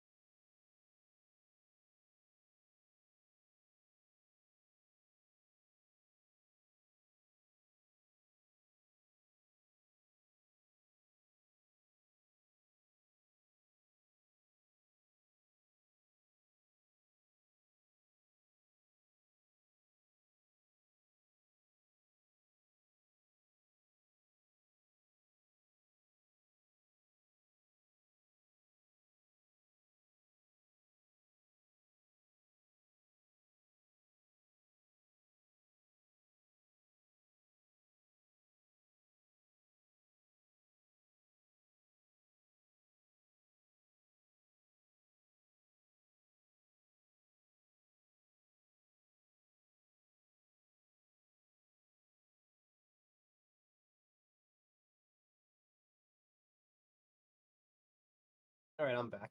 I'm shocked Welcome back. that somehow Arthus and Valadius are the same character. They're the same character. Won't be for long though. Get some levels. Yeah, I mean, like, personality-wise, grumpy as fuck. Big and strong, eye scars. They're the same character.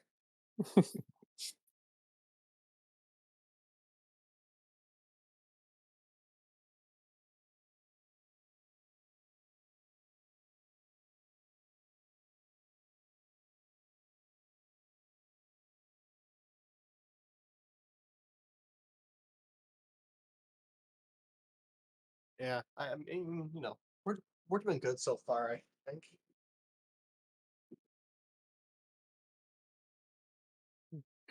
I think so. It's been fun.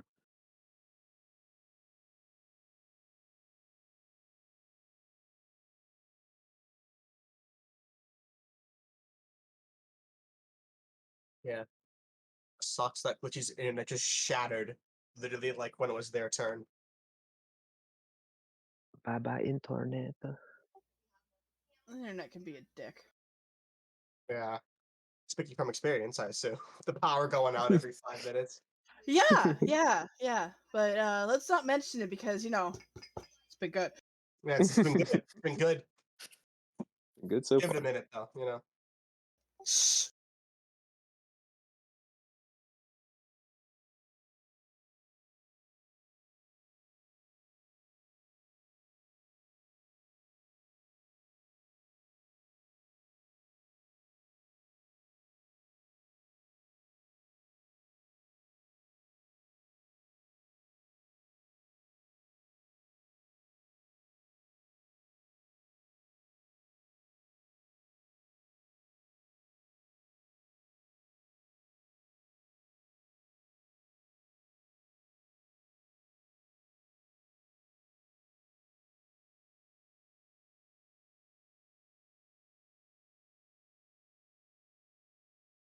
You you two also did great for the voice acting at the beginning.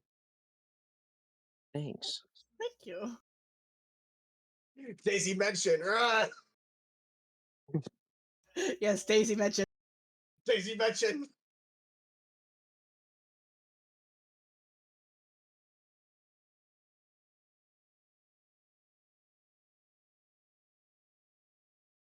Gonna be right back.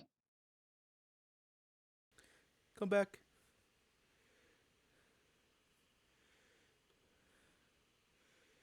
Hi.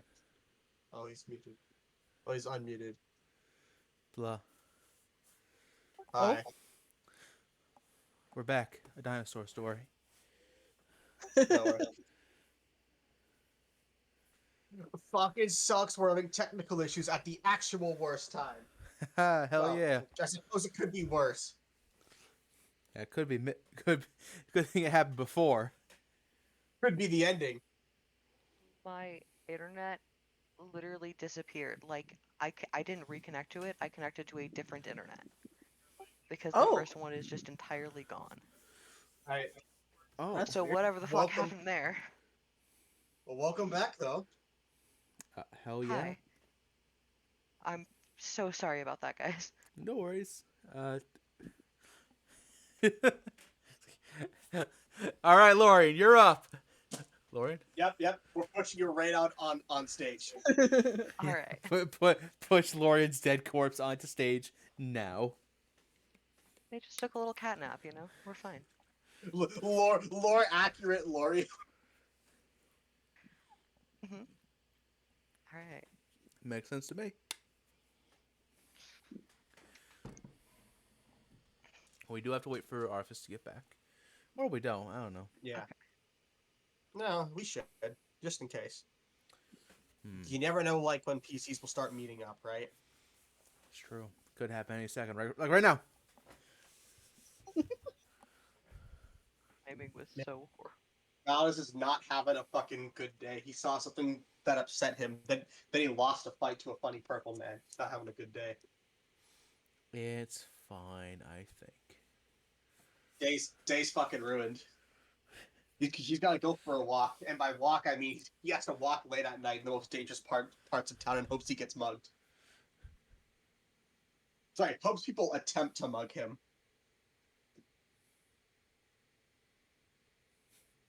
And my day was ruined. You know. I agree. I don't know what I'm agreeing to, but I'm agreeing to something.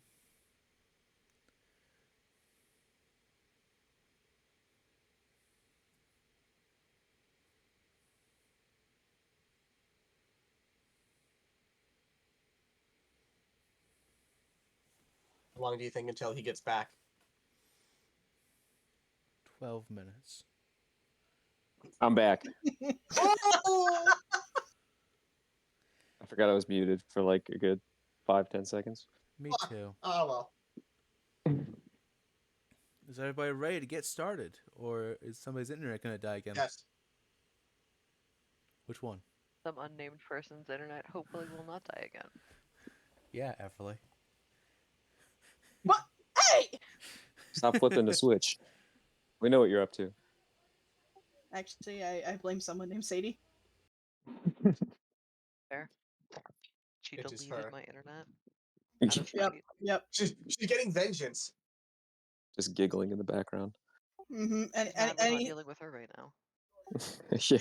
anything happens, it's Sadie, 100%. Going forward, yes. She's like that character who is the computer and is like deleting the other characters in Doki Doki. I mean, Yes. considering like that Sadie is just a thing. Yeah. God, I love reality benders. Anyway, we all here. Internet's working. You know, we all good.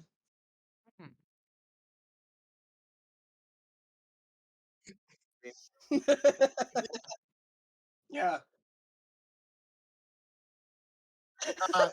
Who wants to give? Who wants to tell them about Sadie, or no?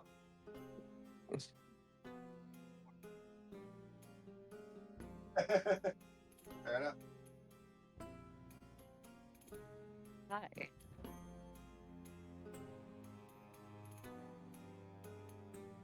I would.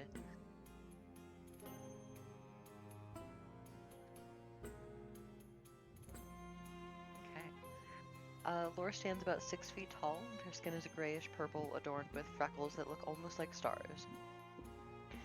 They wear clothes that would fit in at the highest circles in the city, mostly black, excluding a blanket-like shawl draped around their arms, hand-embroidered with silver thread in the shape of stars.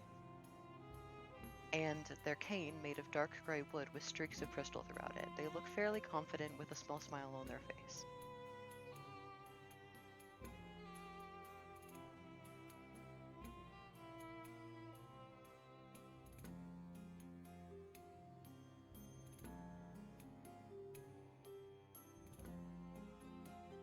Said that, I think.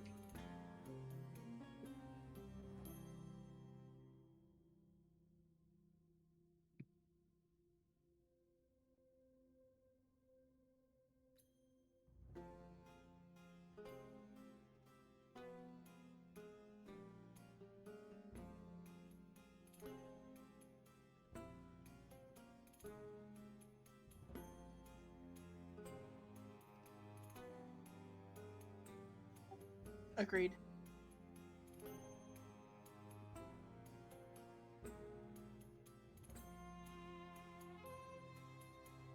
Absolutely.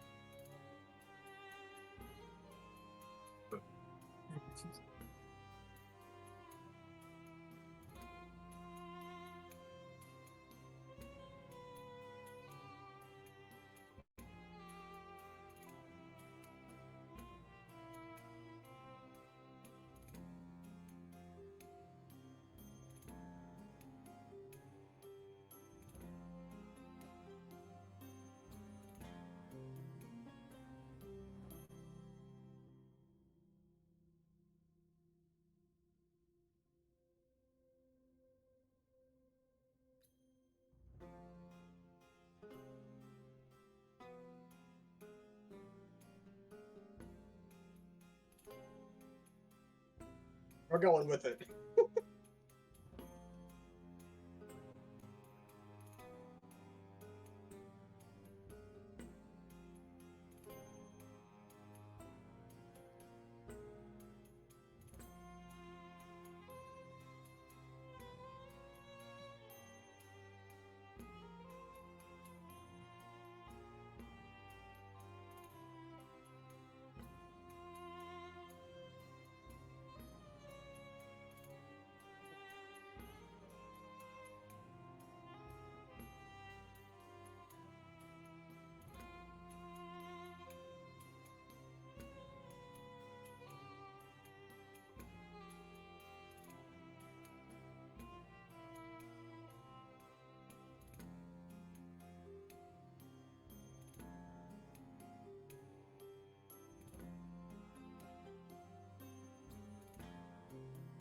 Try and blend in with the crowd as much as possible. Stick to shadows and keep him barely within eyesight so that there's minimal chances of them physically meeting, you know?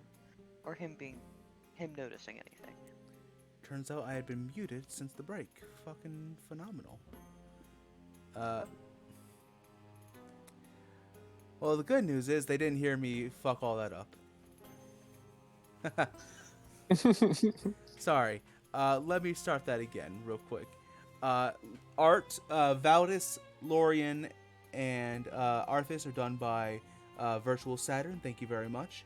Additionally, Everly and later you'll see Isaac are done by Mr. Terminate 01. Thank you so much to all my commission artists. You are fucking peak. Fucking peak. Best artists. As Lorien ducks and weaves through the crowd, on her way to tail Lord Jordan, a threat to the crown, they do what they just said. And as you are making your way towards the man, the crowd seems to just get thicker and thicker with every second. He seems to be in a great hurry.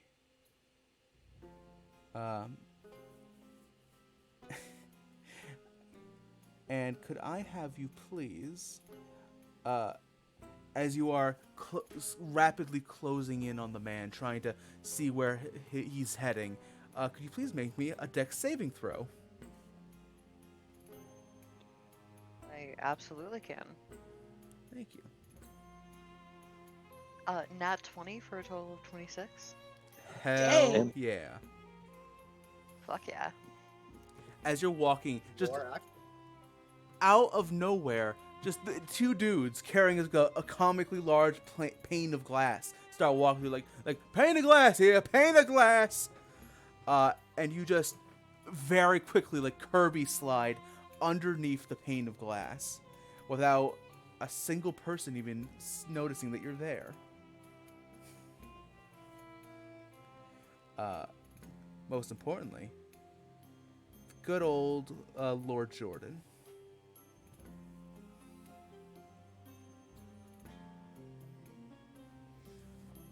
As you are making your way through, you watch as Lord Jordan begins to... he rounds a corner. Do you follow behind him? Oh, Lord does, yes. Mm-hmm.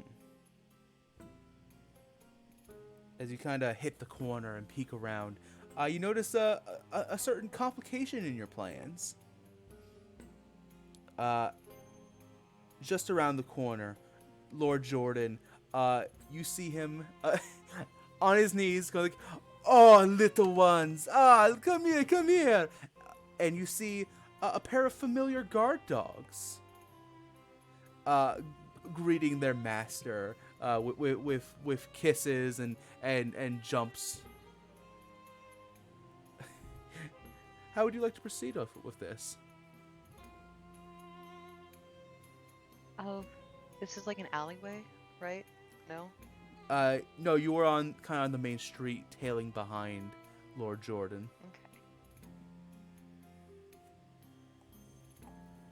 Laura's just kind of gonna against the corner so he can't see them, is just gonna like lean against the wall and pretend like they're just, I don't know, waiting for something, like look at their nails, just look busy and distracted there, Mm-hmm.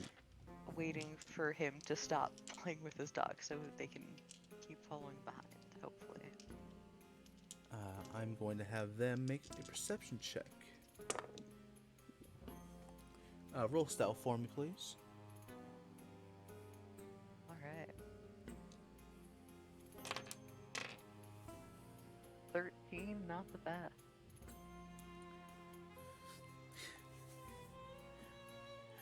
God damn it, Dice. What are you're already betraying me.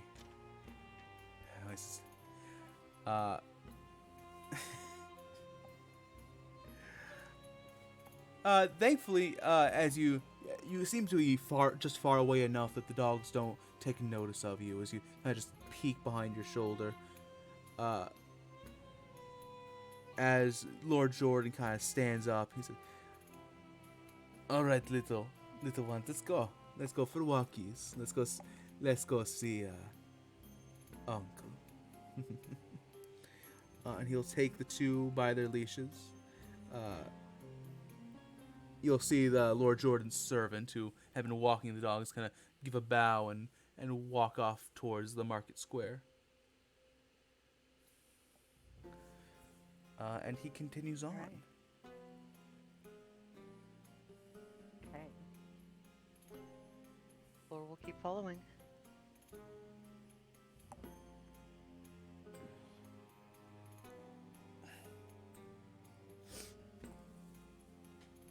You follow the man who, for your own investigations, you found has done.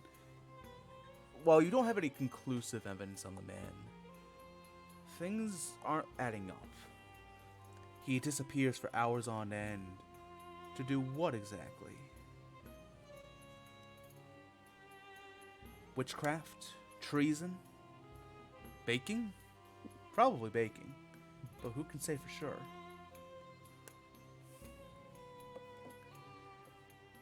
And eventually you find as the man walks... Sorry. You watch as Lord Jordan arrives at this large... What would you call it? My first thought was salon, but that's not quite it. A speakeasy, we'll call it.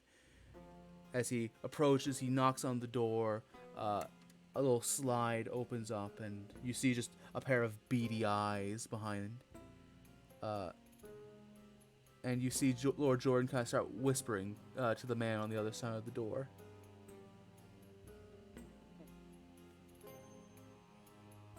There's no way I can hear what they're saying. It's too quiet.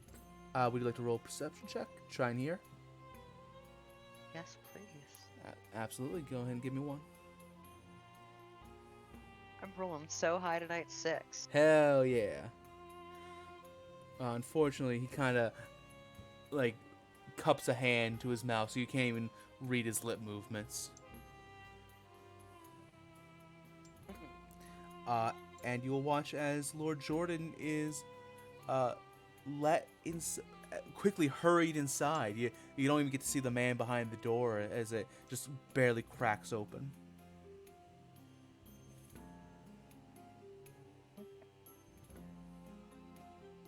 Are there any windows or anything to this building? Or...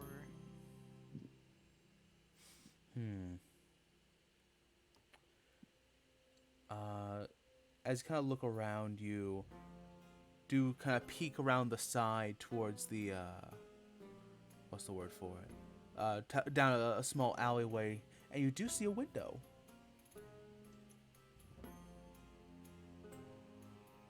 I want to try just peeking through it first, seeing what that window opens up into. All right.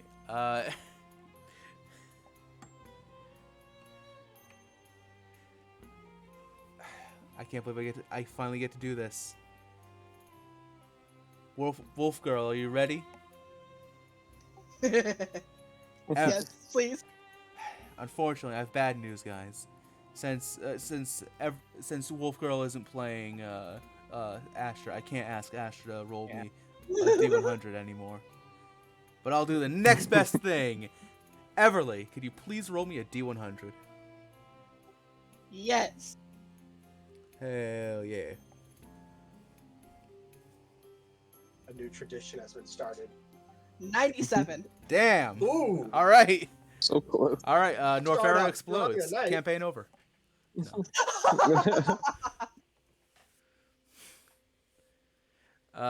As Lorien, as you walk up, you slither up to the window, you peek inside and gasp. You see cloaked from head to toe, all in white. You see Lord Jordan and a band of nefarious-looking cohorts attending a bacon class.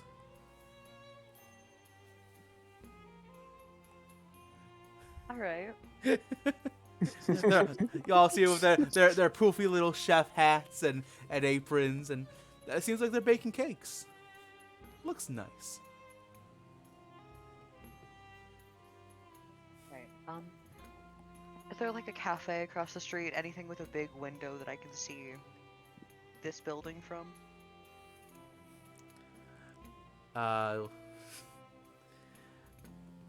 Let's see. There would be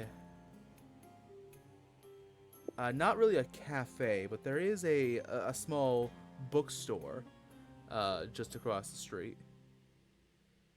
See, it does have two stories. Laura's gonna head inside the bookstore and try and find a place to watch the building from inconspicuously. If I said that right. Mm-hmm. As you head inside, you see a strange, weirdly familiar pink-haired man behind the counter. You've never met the man himself before, but you can't help but think, have I seen him before? But as you walk in, he kind of gives you a nod. Like, hello, welcome in. Any books you're looking for in particular? No thank you. Do you serve coffee or something though? No, I'm sorry. That's alright. I'll just I could get you some tea if browse you'd around. like. Oh, that would be perfect. What kind do you have? Whatever we have is what we have. Give me a moment. And he'll kind of disappear into the back.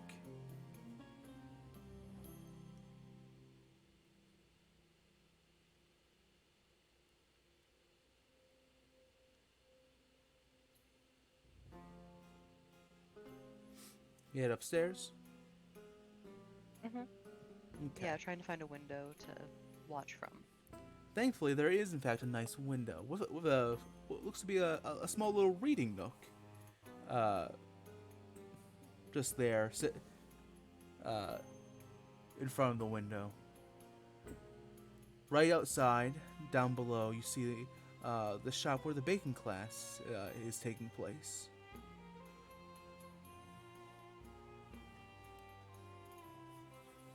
Right. Laura's gonna pretend to look at books while not truly paying attention and just wait for the Lord to leave for Jordan.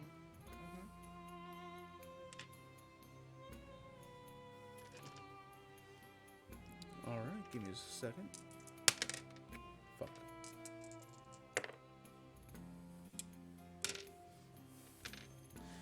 I would say, I don't know, about an hour or so passes before eventually you do see, with his two dogs on their leashes, Jordan will slither out of the baking class. Although you do notice that he still has a bit of a flower on his shirt. I'll buy whatever book I was pretending to read before following, you know, the Lord again. Just watching where he goes. Mm-hmm.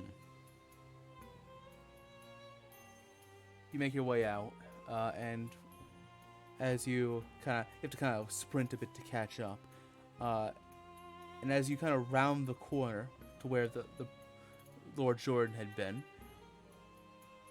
you are met face to face with one of his dogs.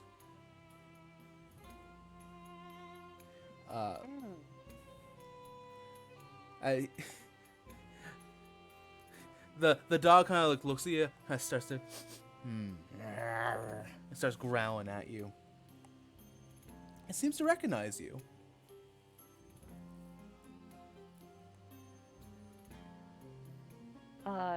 Does is he looking at, is Jordan like looking at me anyway? Does he notice this at all, or is the dog purely the only one focused on me?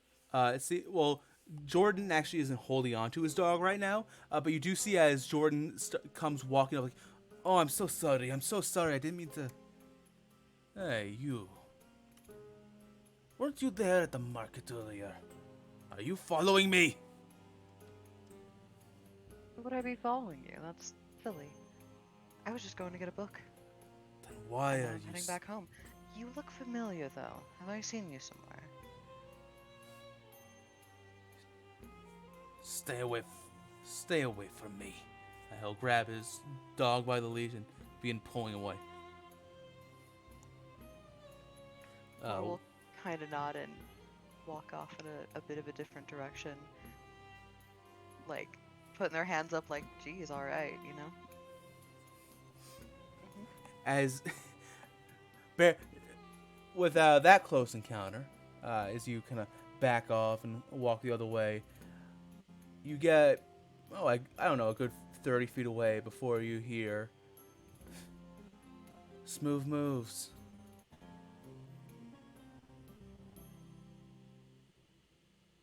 Do I know who said that? I'll look around and...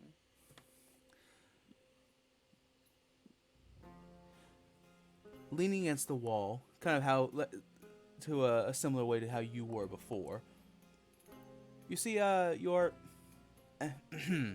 good friend, Norfera, who is... Hi. No, you go. No, go ahead. It's been a while. How are you doing? Patrolling the streets up and down, catching criminal scum, not unlike yourself, really. I mean, is it really crime if you're paid by the crown? Depends on who's asking. Well, then I'm happy you're the one that caught me, huh? Any information on him? I mean, really, he bakes a little bit, so Like the drug kind, not or much useful. No, because like we could get him on flour, that. I think he was making a cake. I mean, A drug-laced cake? if you want to go check, the place was just down there. I don't think there were any drugs involved, just normal baking, but it did. They were very secretive about it, so it's not like out of the realm of possibility, you know? I'll send somebody else to check on it. So, are we on for tonight? Absolutely, you know it. It'll be very, very fun, entertaining. I think I found a new game for us to play. Have you ever heard of I Apologize? I heard it's wonderful. No. You have these like little pieces you move around the board, you know? Yeah. Is this like when you tried to introduce us to that game, Capitalism? Yes, exactly. Yeah. Yeah, that turned out so well. And by well, I mean with your bed halfway out the window. Well, you know, hopefully it turns out a little bit differently this time. This one seems less competitive, you know? So, I have high hopes. I apologize.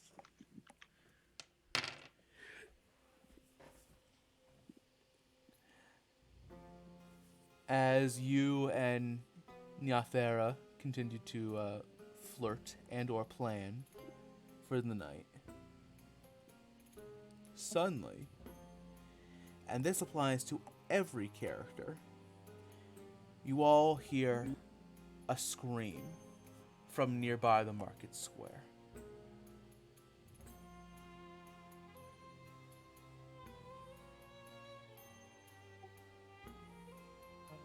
We recognize who's screaming. Yeah, do we recognize it? Absolutely. It's the person you're all supposed to be watching. Valadius bolts. Everly is bolting. Laura's gonna give a small nod to Nefera and then bolt towards the scream. Very nice. Oh, whoops. And Arthus does nothing. Yeah, not my problem.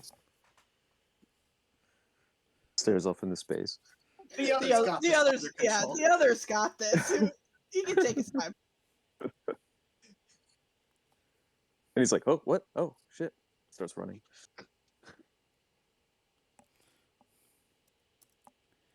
So, as you're all making your way there,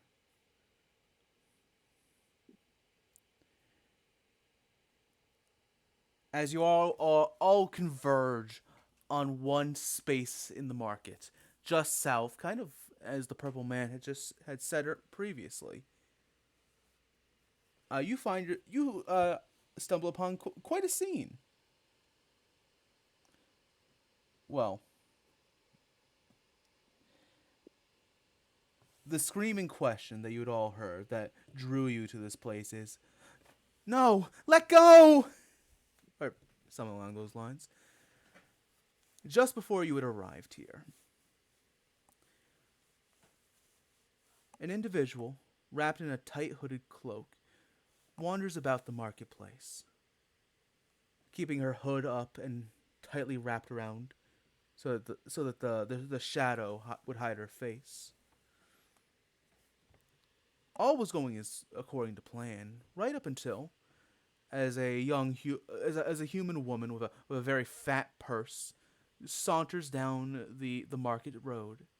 Suddenly, a large, scraggly-looking man runs up and snatches the purse out of the woman's hand. And as he's about to take off, cackling to himself, "Easiest dough I ever made," he stopped when someone else grabs a hold of the purse as well.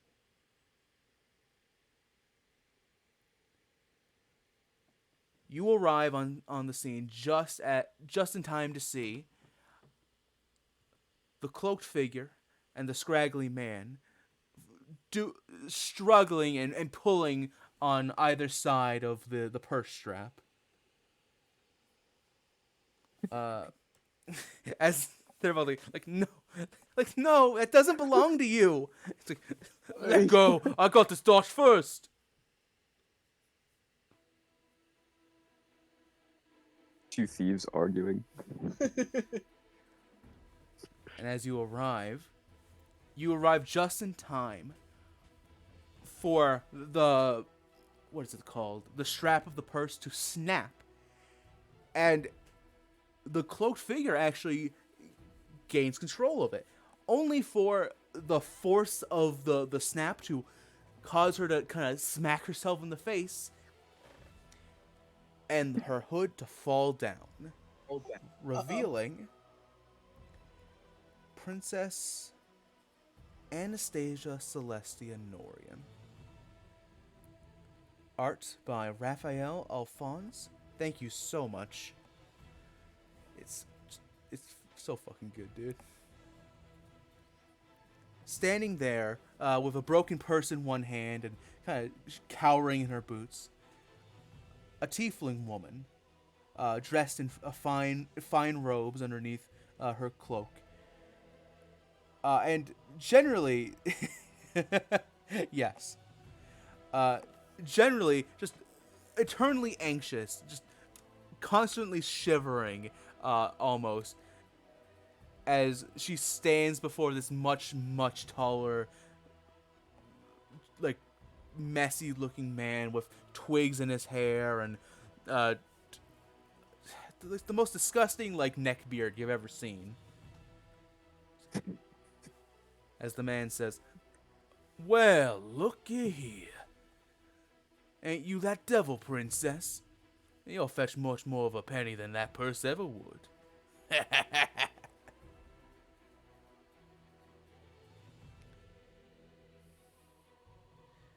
Which is about the time that you guys all arrive on the scene. Valadius runs, points at the man. I am having a very unpleasant day. So you can turn around and walk away, or you could be dragged away in a coffin. We're just gonna kind of step up behind the princess, trying to look menacing. Would you say the bag Arthus is holding with all the shit that he just bought is slightly heavy? A little bit, yeah.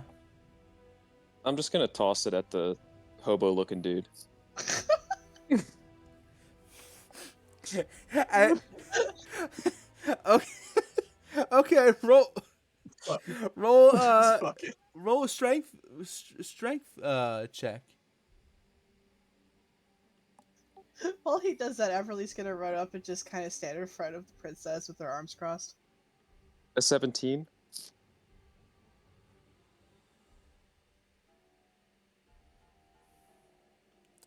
A 17. Hang on just a second, I need to check his AC.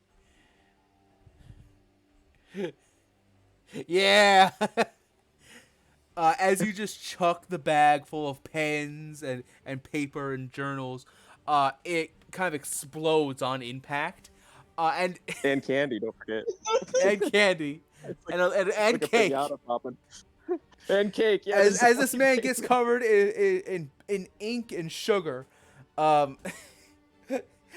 it impacts like the back of his head. Have you ever seen the videos of like a tennis racket getting hit by a ball and like a layer of dust getting left in its wake? Yes. That kind of happens with this man where he gets hit, he moves, he like stumbles forward, and like a man-shaped dust cloud is like left in his wake. You smack the dust off this man. Ow! That wasn't very nice. Fine then. Buzz off, creep. You deserve a lot worse. Oh, I believe so too. Run, all of you. Fine. You want the deal? You want to deal with the devil, do you? Let's Flatter see yourself. you try.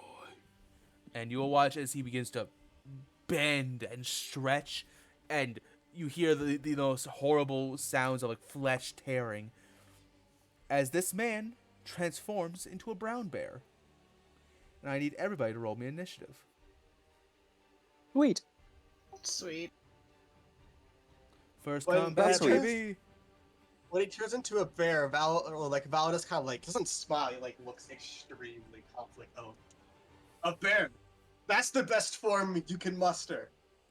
Do you have any idea how many bears I've killed in my lifetime with my bare hands? He responds by making bear noises. Anastasia, get over here, quick. I rolled a 7. Oh, I need to roll for the princess as well. I'm like far as hell away. I just toss that bag through everybody that's like confronting this guy, just smacks him in the face. Hey, back off, bozo. Princess, please, don't be another Titania. No. Her first roll ever, and it's a natural no. 1. I mean, hey, Laura. No! Laura, right? Here's more about taking that purse back from this thug. So that her initiative Better is a own total safety. of -2. Fair, Oh, man. great. Oh no. So she goes very last. Oh my god. 10, 21, 7, 15 from Validus.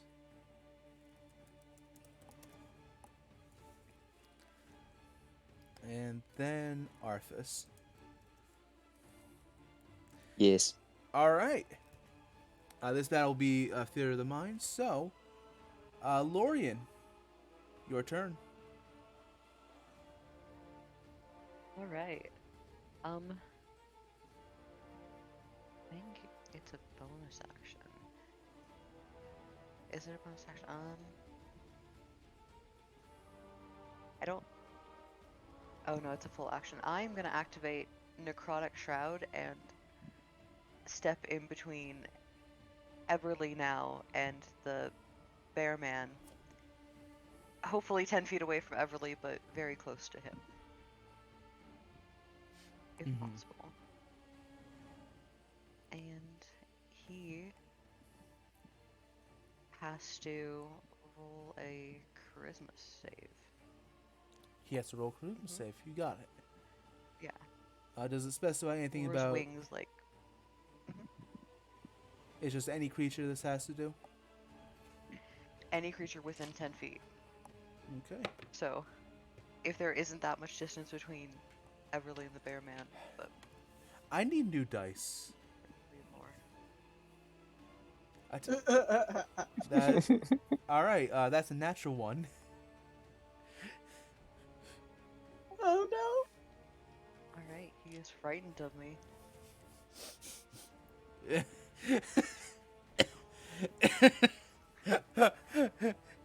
You see this man fucking raise up on his two hind legs, like,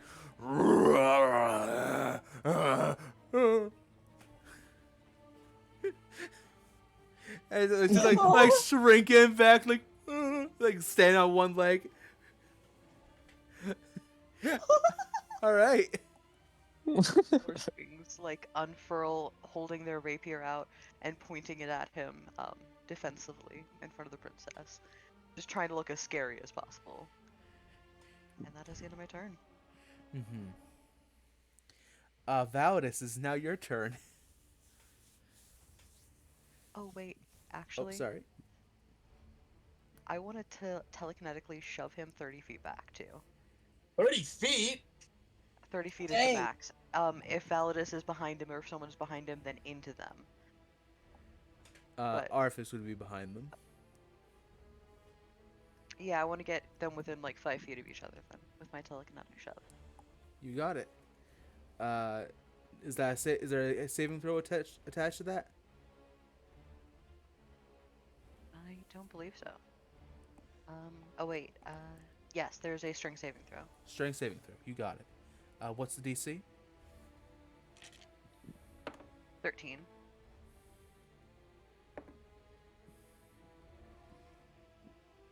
Alright, that is a +6. That is a 6 total. He is shoved back 30 feet.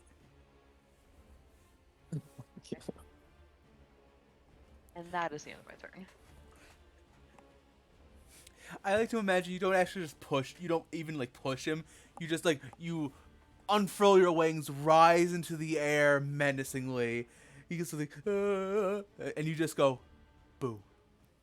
And he runs 30 feet and jumps into the arms of Validus like Scooby-Doo. Sorry, not Validus, Arthus. Oh my god. Help, she's scared. Help, they're scary. I just look down and smile at him with my big teeth, a toothy grin. You'll protect me, right? Sure. Validus. Validus. Dinner's on the menu. I agree. Immediately. Hit bear. You run up to the bear and hit him. I'm running up to the bear and punching them Punch. in the face. All right, punch the bear in the face. Take that, Baldur's Gate 3. 15 to hit. 15 will absolutely hit. Damage is 7. Valadius like runs up, punches the bear across the face. You ain't the first bear I've tangled with, as I've said, and then I'm going to bonus action because of the feat. Attempt to grapple. So I would like this bear to grapple check. Grapple check, absolutely. That would be competing athletics. 21. 21. Let's see. Does he have any? Only perception. Man, I really do need new dice. That is a 7. Valadius puts the bear into a headlock, and he won't be the last. He started to choke out the fucking bear. I'll get you for this. Shut up. Just die already. The princess is just in the background, like, yeah, get him, Valadius, get him. Does that end your turn, Valadius? That does end my turn. All right, it's now the bear's turn. All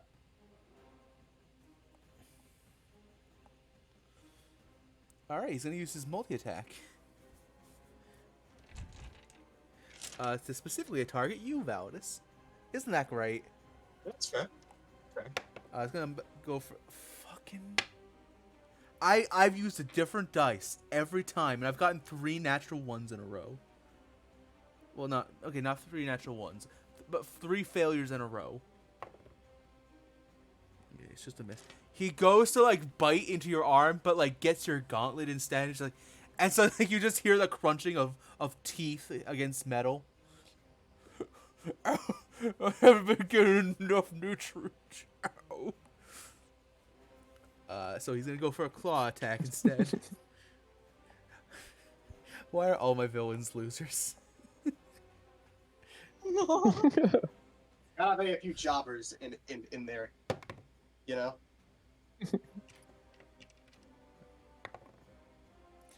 That will be a 13 to hit.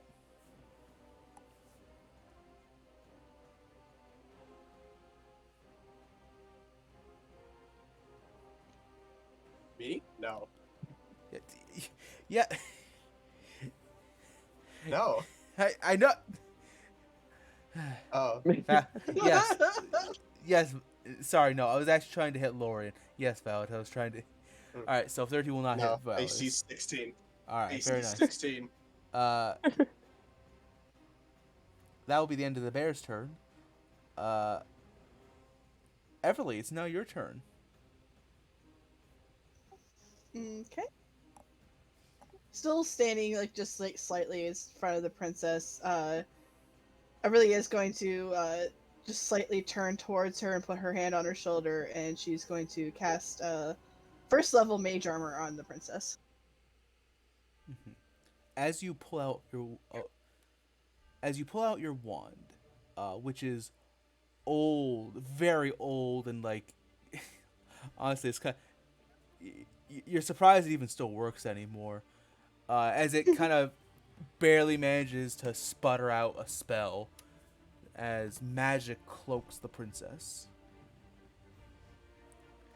The princess gives you a kind smile and nods. Thank you. Anytime. I should keep you safe for now. And I believe that is all she's able to do for now. Mm-hmm. Arthus, Valadius is holding the bear in a grapple. What would you like to do? I'm gonna come up from behind the bear and just kick him in the nads with an unarmed strike. Is this a targeted strike? Do you want it to be? I'm I'll asking go you. for it. Right for the balls. Yeah. All right. Sort of grin on my face the whole time. All right, fucker. I gave you a warning. Get the fuck out of here. Don't want to listen. Say goodbye to the family jewels. I'm just gonna go for it. All right, roll me an unarmed attack.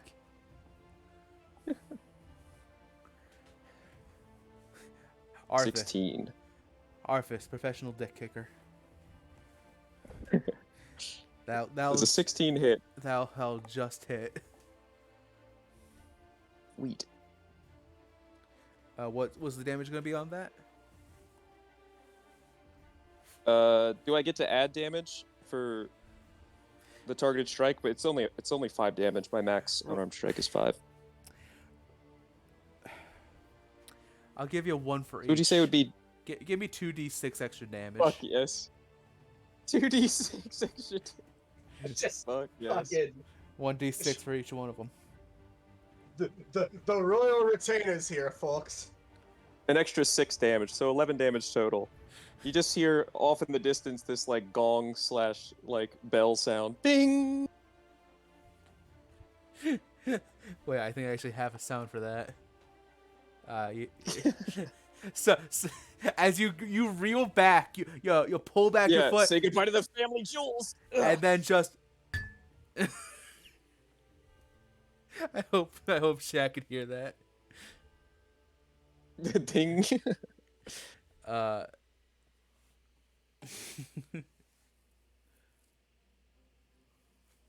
All right. Yep.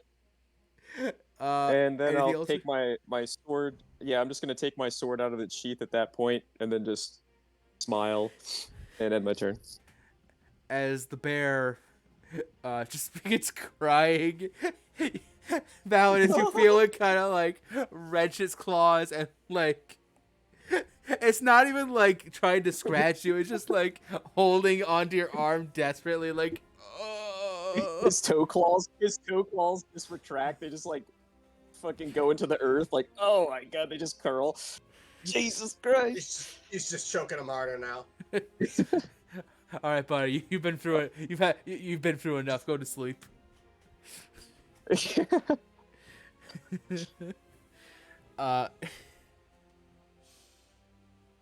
As you, with that, it's now the princess's turn. The princess kind of looks around, and then sort of, it looks like she sees something. She's gonna walk over kind of behind you, Arthus. And she's gonna do something, and that'll end her turn. Don't worry about what she's doing. She's fine. Lorien, it's back to you. Gonna run away again. Alright, I'm gonna walk right up to him, and I'm just gonna hit him real good with my rapier. I told you to leave. I'm being grappled. I just hit him in the nuts. Go on, get out of here. I'm being grappled. I said, get out of here. I'm trying. Valadius, don't let go. Get out of here, bear. Valadius, don't let him go. Get out of here. Alright. Does a 20 hit? A 20 absolutely. Holy shit. Why is everyone rolling so high, dude? And I should get sneak attack because there's a person within 5 feet of him that is his enemy. Yeah. Absolutely. Ooh, actually. So 9 for base damage, and then 1 sneak attack, so 10 total damage. I think that says. Is it 1 scene? Oh yeah, it is 1. Hang on, let me check that.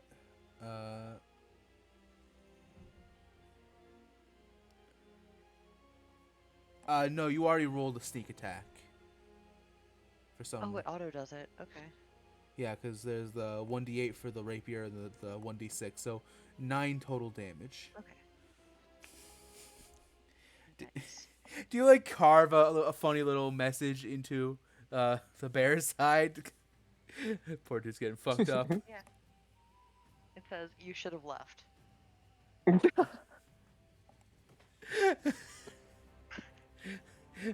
Okay. The bear Just says, fuck off. Yeah. You chose this. And that is the end of my turn.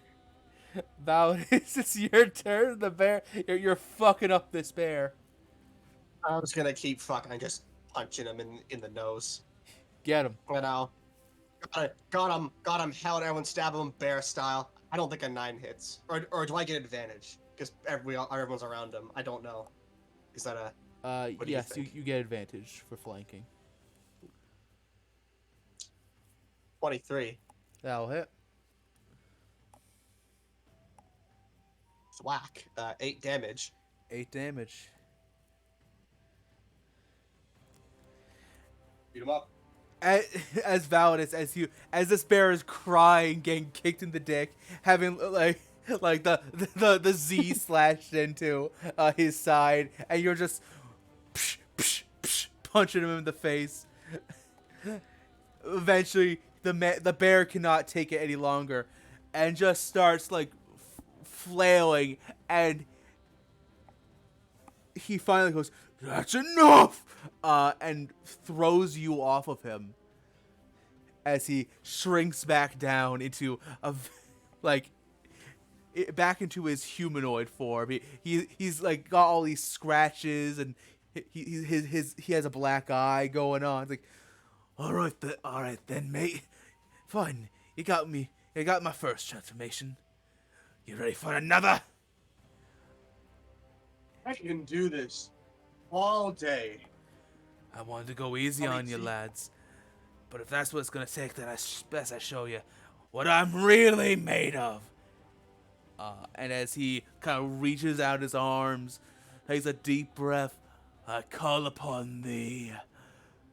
And then just throughout the market, you all hear a very sickening, if not a bit satisfying. Oh no, dude. As the man and falls forward, landing flat on his face. Standing behind him in the pose in her art. This one, if anybody's wondering, for those who didn't see it, standing in that pose, stands the princess with just a random ass metal pipe in her hand. Her eyes are closed and she's kind of shaking. Like, did I get him, Valadius? Valadius like looks down at the guy, looks up at the princess, gives like the rustiest smile. Not bad. Form's a bit off, but not bad at all. I didn't kill him, did I? Valadius like bends over, looks like flicks his forehead. No, he's still alive. Do you want to kill him? I can snap his neck real fast. No. Suit yourself.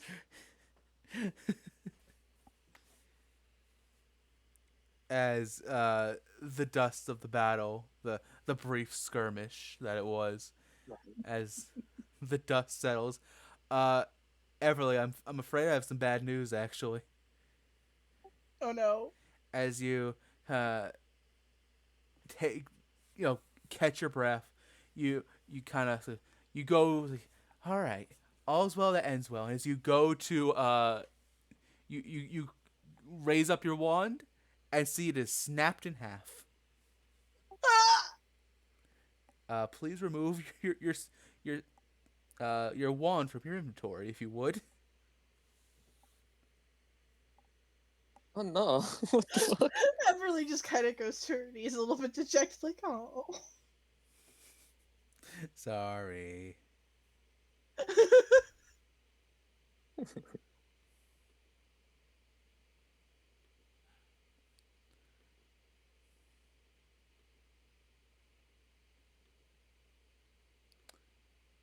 Wait, hang on. Well, It has been removed.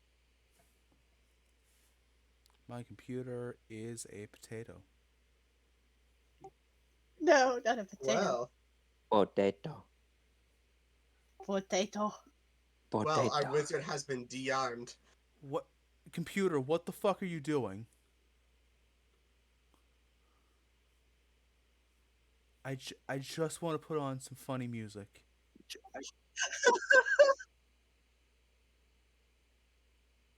I'm That's not not downloading allowed. the music, you sack of shit. we're a very professional podcast. Thank you all for listening. This is the end of my career. This stream is at a staggering. This stream is at a staggering 180 Yeah. or like 160p. Yeah, It's also frozen too. sorry guys. It's not. That's okay. I refreshed it and it seems a little bit better. That's what Georgia fucking internet gets you, I guess. There's the good music.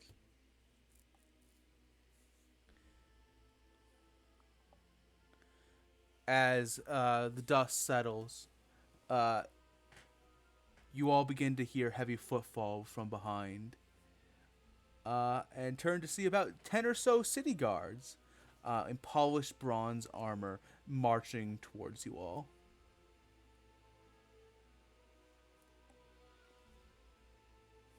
Arthus will just lean on his sword.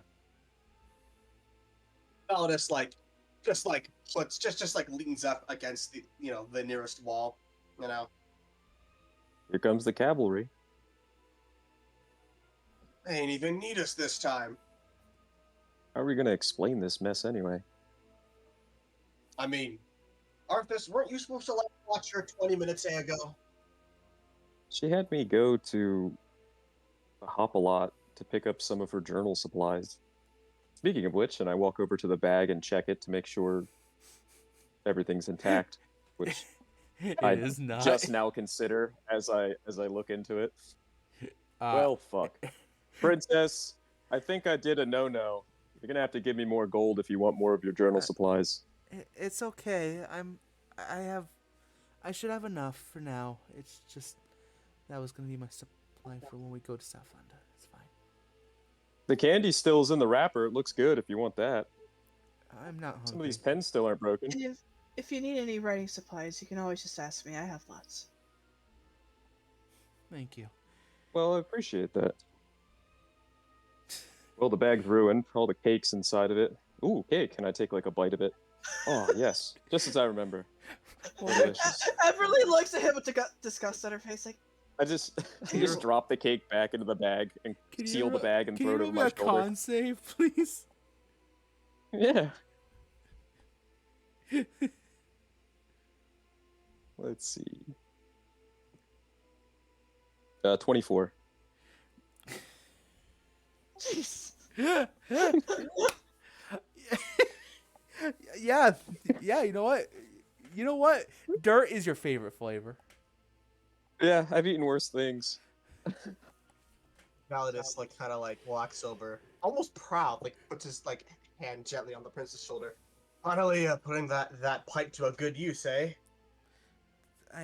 Was it good form? Well, bit off. Great power though.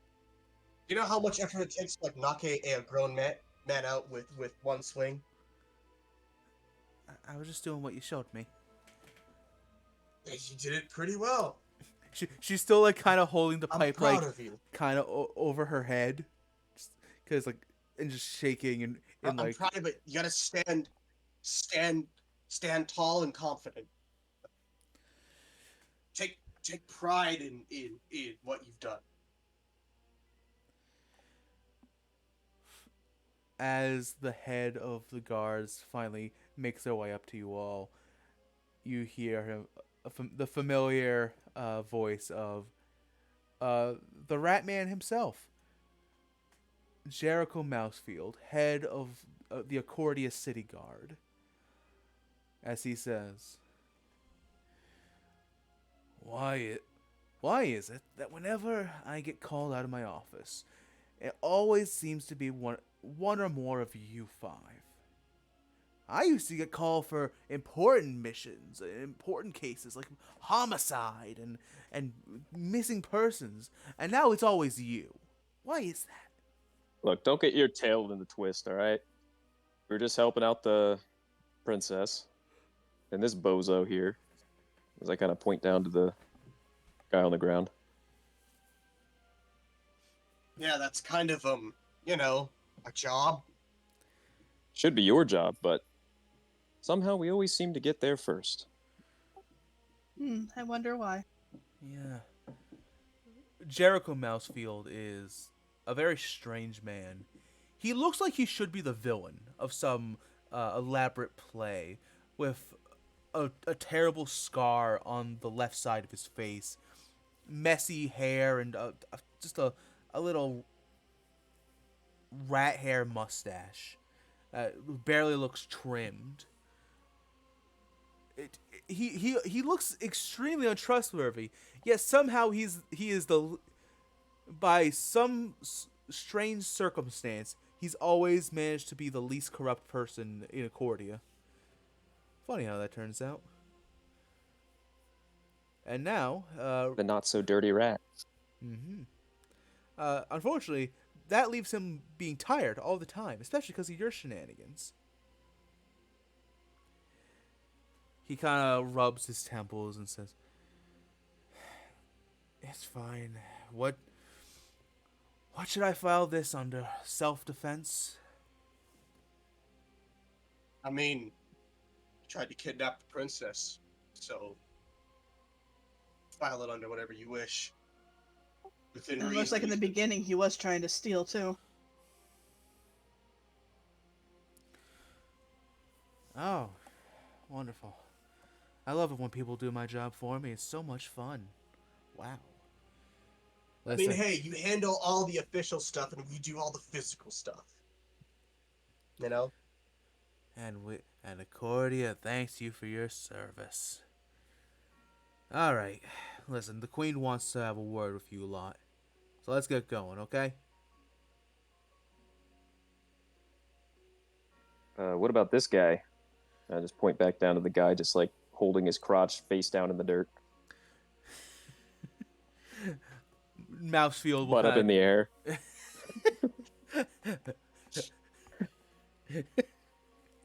He's got like a big glowing bump on the top of his head. Just the good old-fashioned face down, ass up. yes. Mousefield will turn to one of his men and say, book him for larceny and attempted kidnapping. You got it, boss. Right away, sir. Somebody get the handcuffs, the obsidian cuffs, please. All right. You know the deal. Single file line, straight to the castle.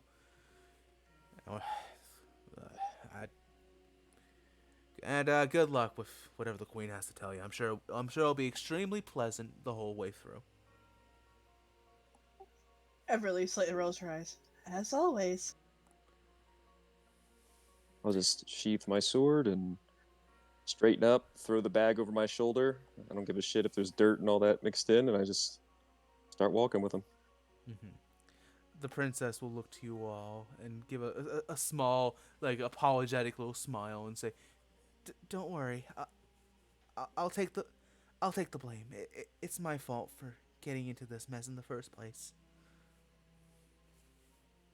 Look, no one's mad at you, probably, but I would like to know, why did you sneak off from me? I said it would be 5 minutes. It was more than 5 minutes, first of all.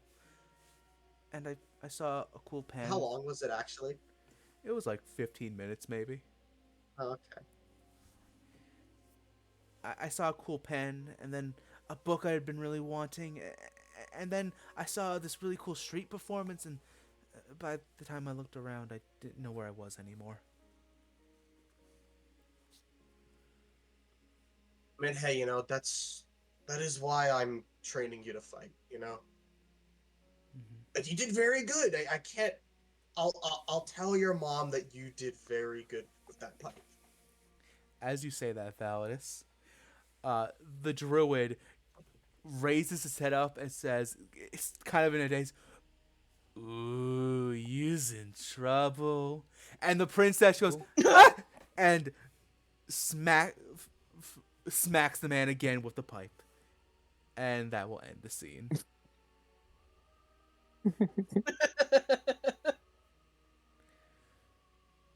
The party finds themselves in the castle. We find our heroes lined up and as per usual, as with most days, or at least most of the days when the party does something quote unquote that wrong or that causes trouble, the party finds themselves being grilled by one Queen Queen Lamencia Teriski Norian, the acting ruler of Norfera.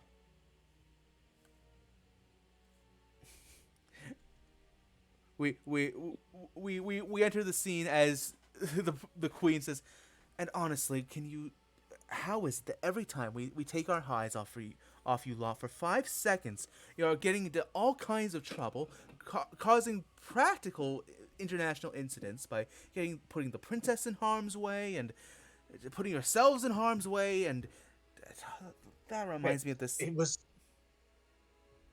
no one who didn't need to be hurt was hurt. It was a nice, easily dealt with scenario, and the princess did good. She did really good. She defended herself in a time of need. And that's exactly the problem, Valadius.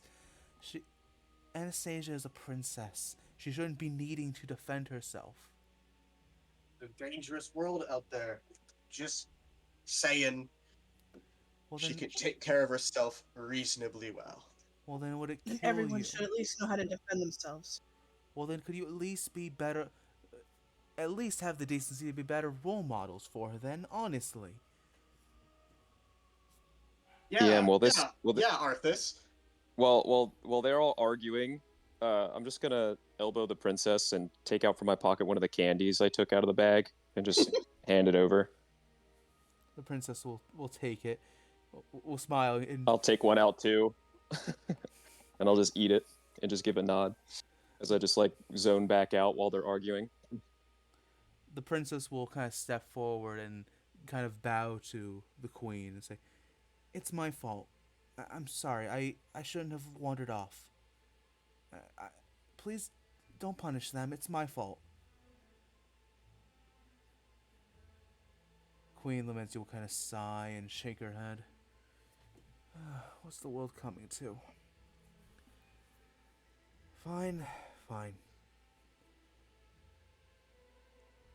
It's not as if me punishing you will do anything about it. You'll just do the same things over and over again until eventually one of these days you're all going to get stabbed. I'd like to see whoever tries try. Everly just shrugs. Well, speaking of getting stabbed,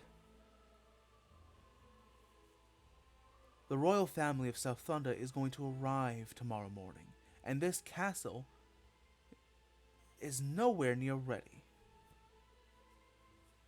Since you all like making such a big mess, you can go ahead and help clean it. All of you, Princess, Arthus, Valadius, Everly, Lorien, and where is Isaac? I haven't seen him all morning, or all day, in fact. I don't know what scares me more, knowing what he's doing or not knowing what he's doing. Regardless, you can all help get the castle clean for tomorrow morning.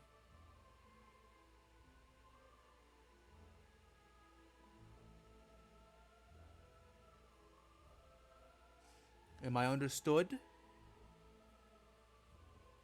Yeah. Sounds good to me. You're understood, my queen. The princess will offer a bow. Everly's still not looking. She nods. Very well. You're all dismissed. Oh, except for you, Lorien. Stay behind a moment if you would.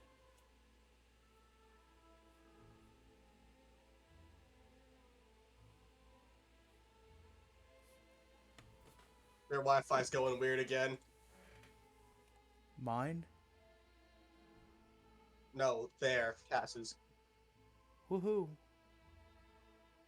When we all turn to go and Lorien stays behind, I'm just gonna like under my breath turn to the princess and go like, "What the heck were you thinking? You can't just play hero all the time. One of these days when we're not here, you're gonna get hurt. And why are you sneaking off without Valadius anyway?" The princess will kind of give a sad little smile. But it was the right... I had to do something. I couldn't let him get away with it. Yes, but you need to be smarter. Be aware of your surroundings. You basically left your only protector, and I only left you with him because I could trust that he would keep you safe in my absence. Think smarter, princess. But in any case, I kind of hold out a fist bump. Nice hit. She smiles and she reaches out and not quite understanding what a fist bump is, and gently pats your hand. Like, thank you. I just stare at my hand for like a good 10 seconds, stop walking as everyone else continues, and then I just shake my head and go like, "What the fuck? Okay." I just catch up.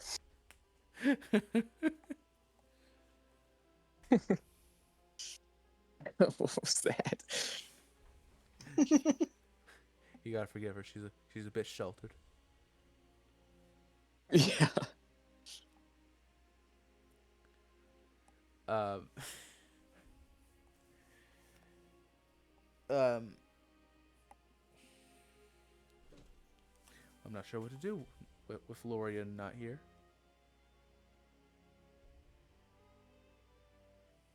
Another quick break, perhaps. Yeah, well, let's take a 5-minute break to quickly go get water or something. Sounds good. Okay. So, sorry about technical difficulties, everybody. Life happens. Life does indeed happen. Uh-huh.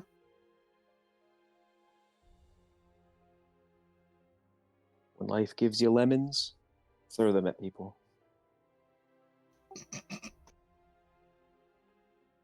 Headshot, headshot, headshot.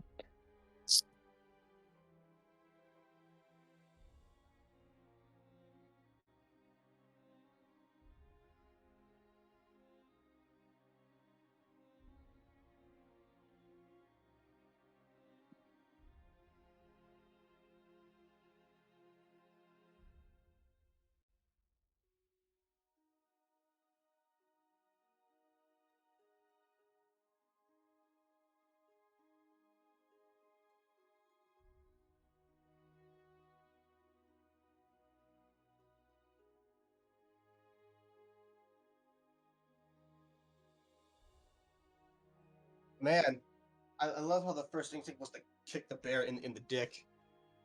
I just figured I'm behind him already. I don't Yeah. want to stab this poor guy. I'm not trying to kill him. I mean, he's really So a it's poor like- guy if he's trying to kidnap the princess, you know?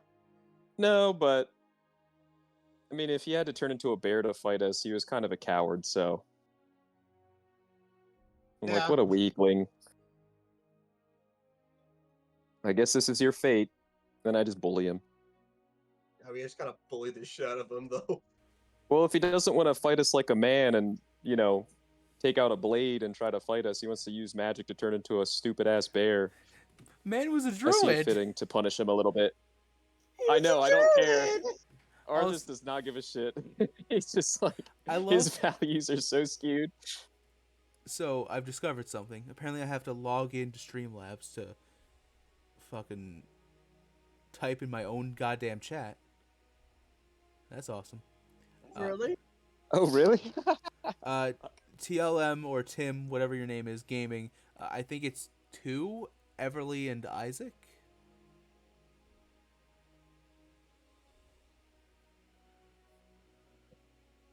Yes, Everly is confirmed short and throwable. It's true.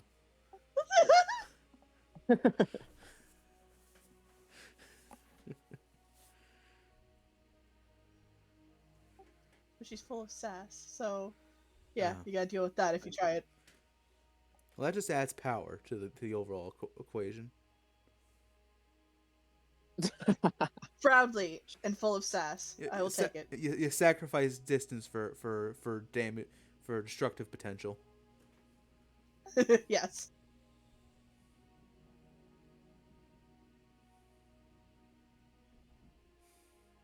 What a scuffed first stream. I love it. Second stream, technically. It wasn't bad. It's not that bad. I like it. I love how we're having more technical issues on the first actual session of the campaign than we did on the test stream, it feels like. Yeah. It's true. Shit happens. Shit happens. It's a first stream. Well, first real stream. But, you know. This is where all the kinks really show their head, or show their ugly faces, you know? Yep. See, life waits until things are getting good, and then it kicks you in the dick. Kind of like Arthus. Yeah. Exactly like me. I guess now is a pretty good, a good enough time to show the Discord. Hey everybody, go to Twitter, to x.com. Fucking Elon, you son of a bitch. Go to x.com / the quarter Chris. Enjoy the Discord. Yeah. I repeat, that's xvideos.com. Do not call it that, for fuck's sake. Yeah, everybody go. For fuck's sake, do I'm- not call it that. Yo, wouldn't it be funny though if I made. All right, new You just meta. start posting there. Fuck yeah. X video. No, I'm not doing that. Stop. Not until April 1st. Yeah, April 1st. We just stream on there. Oh my god. All right, everybody, Catch the subscribe. stream live. Subscribe to the. Subscribe to the Quarter Crits OnlyFans. Oh god. It's your premium Oh, content no. today. Yeah. Subscribe to Valadius Only Clans. Only clans. Oh, Jesus.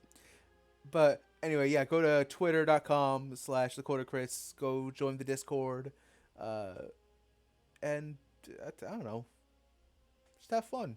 Hang out. Could be fun. Or not. I don't know. Could be a blast. A blast from the past. Yeah, Cass's Wi-Fi is just tanking hard. Someone's hogging all the internet over there where they live. Tell them to download more RAM. They could switch to their phone for a bit. They say like that wouldn't work. Oh, damn. No, go on, Chronic Poe. Finish that sentence.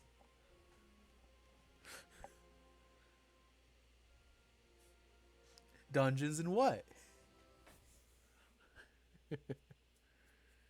Nice cock. Exactly.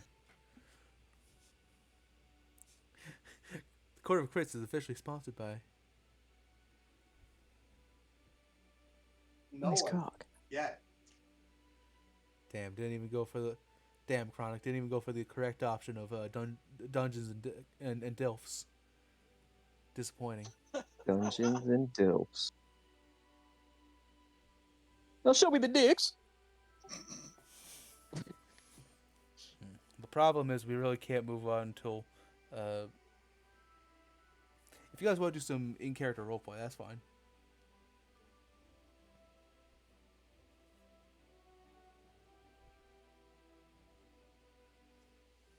I don't even know where to begin.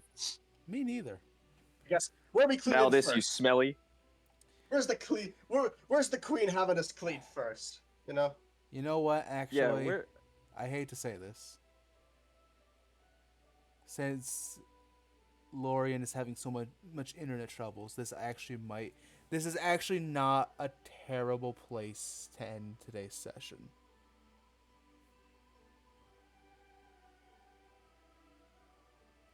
It's not ideal. I would have liked to get further, but it would be nice to have to end it here so we can have Isaac here for the rest of the first day. We just start cleaning and we walk into one of the rooms to clean and Isaac's just there just doing something dumb like the whole time. He's just Reading the comic book. he's just Yeah. It's like, Yeah. Isaac, where were you? We haven't seen you in 2 days. I was It's like, being responsible. I'm like, yeah. All right.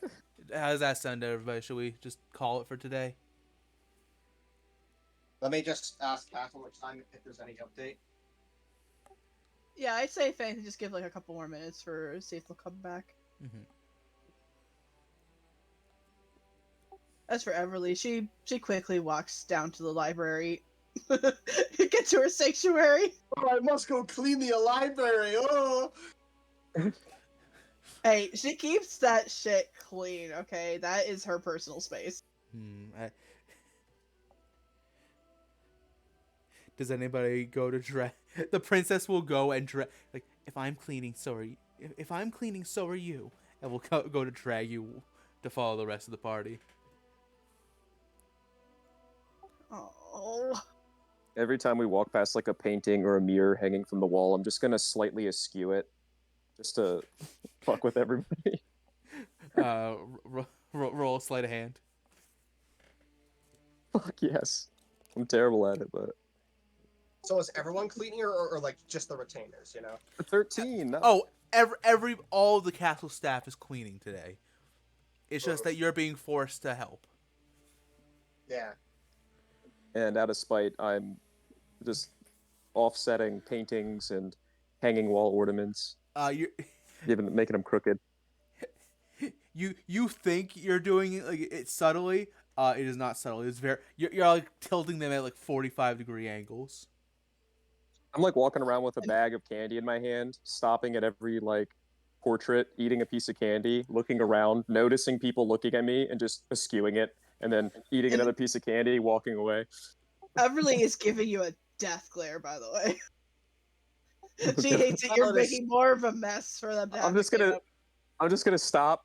I feel like a chill on the back of my neck. I look, I just giggle and just start running down the hall, just like, fuck. Valadius. All right, I'm gonna start with my room. Valadius cleans like no bullshit. He is genuinely, he's been given a task and he's doing it to the best of his abilities. Mm-hmm. If the princess ever walks by, he'll like pull her aside for a small little talk. Yeah, absolutely. I don't know if she would. Yeah. Hey, listen, I want to say that I'm struggling on how to phrase this, but know that I don't think any of us are mad at you specifically. Okay? I want to say that no matter what happens in the future, know that you have a very good heart. And that is a very good trait to have, Anastasia. The princess gives you a big, a very happy smile as you say this, and she'll kind of nod. Don't worry, Valadius. I'll always take the blame. It's usually my fault anyway. That's not what I mean. That's not what I mean. You, in the short time that I've known you compared to the rest, you have been nothing but kind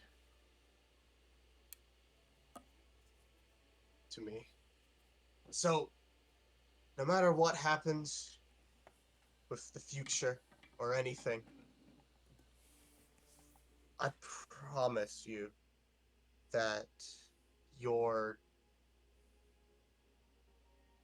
kindness is not weakness. Please do not let anyone change that about you. The princess nods. Only if All you right, then promise... I gotta get back. Oh, yeah, okay. Go. No, No, go it's on. No. I'm. Oh, look at that dust over there. Bye. And she'll quickly walk away. Miles kind of like sighs, returns to his neutral, grumpy face. He said all of that without smiling once. By the way, he had like a slightly less grumpy face than average. went from 80 to 60% grump. Yeah, now he's back to a solid 80, you know? Well, he's fine, and he'll get back to cleaning before the queen comes by and yells at him. Yeah, it is a long, stressful day. And I do think that just for the best, I think we will end today's session here. Hold on.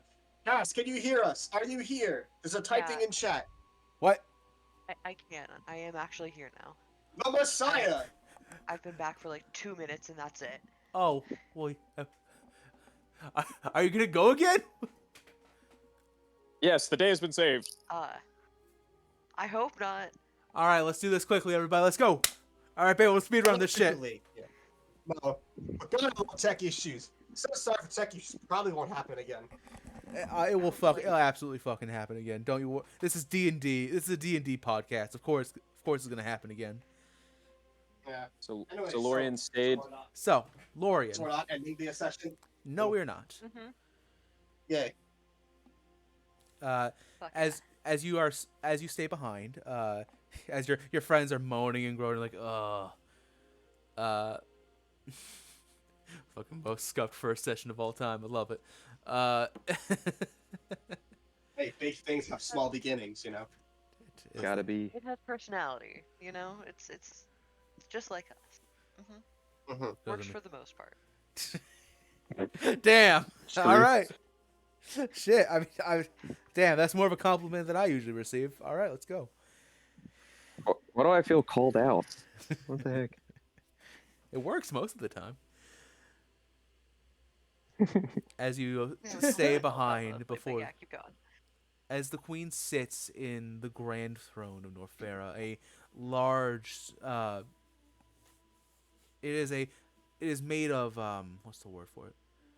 It is a throne made of pure black and white swirled marble, and it's like it's from throne all the way to like the base where of all the steps.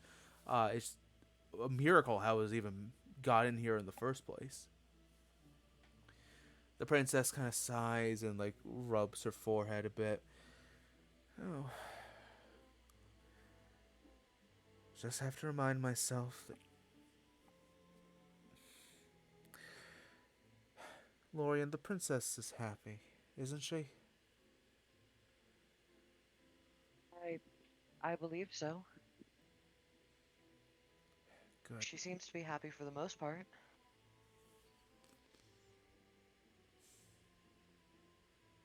And you'd do anything to make sure she stayed happy? Of course. Always. Good. I'll just be honest with you, Lorien. I trust you more than anybody else. You're always dependable. You're always, and even if you do have your own machinations, you've done good for the crown, and for that, I am eternally grateful. I have a request of you, if you will accept it.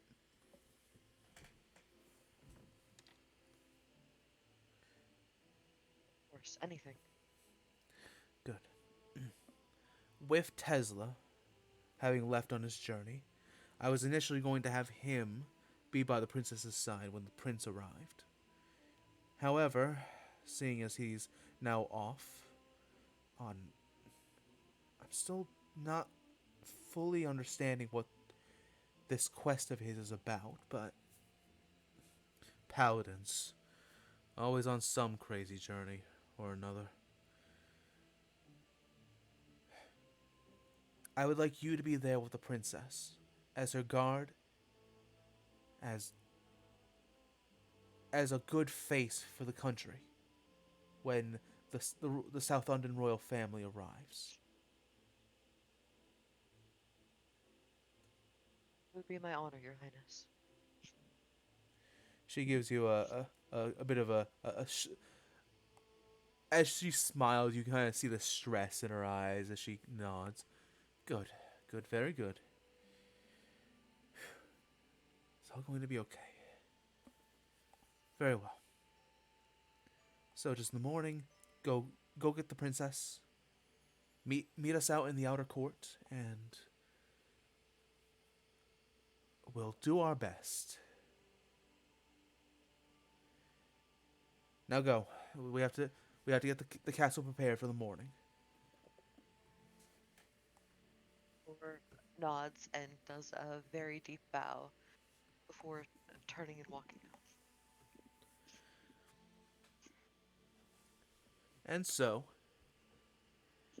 over the next, I don't know, 4+ hours, you all, I guess, except for Arthus, I guess, spend. I'm going to try to find Isaac or fuck off the rest of the time. Mm-hmm. You all spend the rest of the day cleaning the castle from top to bottom. Every floor, every room, every floor, wall, and ceiling that you can get your hands on.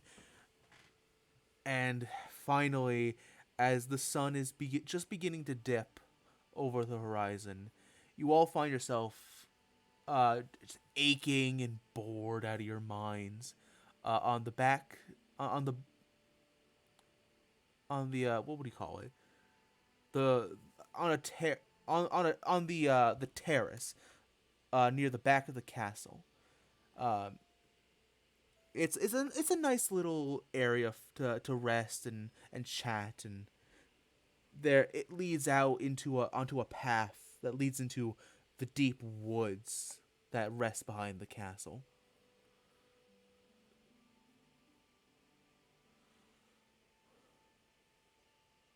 You all smell of cleaning chemicals, and all your clothing is dirty and stained. The princess had to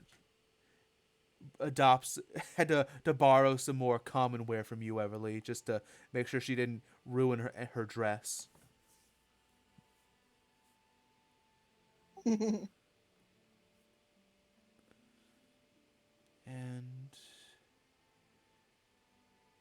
as the princess finally just kind of plops down onto the steps of the terrace, she says, "I'm sorry this had to happen, guys. I'm so tired." Don't apologize. It was for a noble reason. It was all good. Again, I have a job, do the job. I'm fine. Are you okay, though? You look tired. I haven't had to do this much work since Mom had me clean all the bathrooms. At this point, Arthus will open the door to the terrace, walk out, just looking the same as he did before, still clean. Be like, "Oh, you guys are finished. Nice. I thought I could find you here." Lots of cleaning you did, huh? Cleaning? Why do I have Yeah. to clean? I did nothing wrong. In Orcish, Val just kind of like swears, just like almost out loud, just like dick. And everyone's just like, oh, you managed to weasel your way out of another one, huh?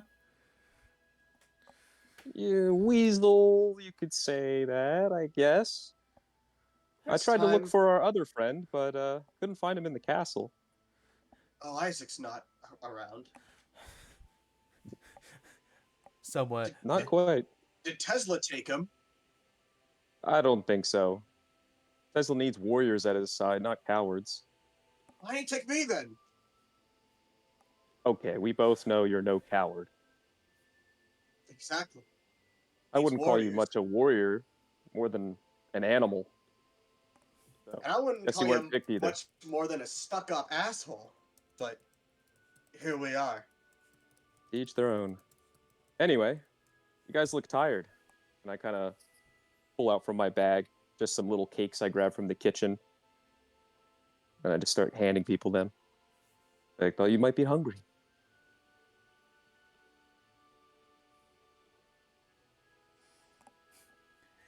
The princess will take one of the cakes.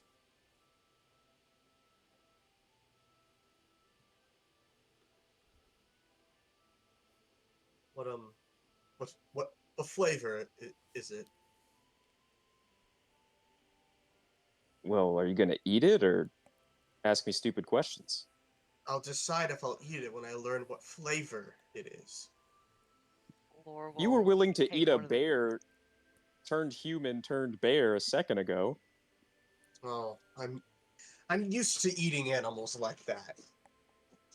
Well, think of it as a small rabbit, and go ahead, try. Is it carrot cake? Close enough, vanilla.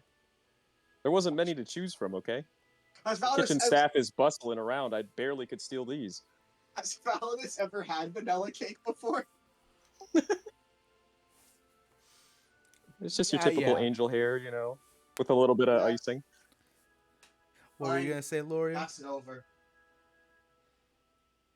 Lore was just gonna take a cake and try it and tell him what flavor it was.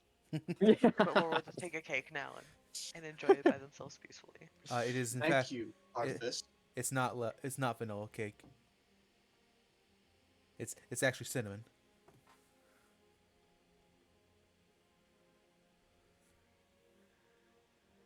Would you like to post a new tweet of like poorly drawn Validus that just says what the fuck is vanilla? Fuck is vanilla? And his shirt this time says #1 bear puncher. No, obviously I might just start doing poorly drawn characters doing stupid shit, just posting it on the Twitter. Yeah.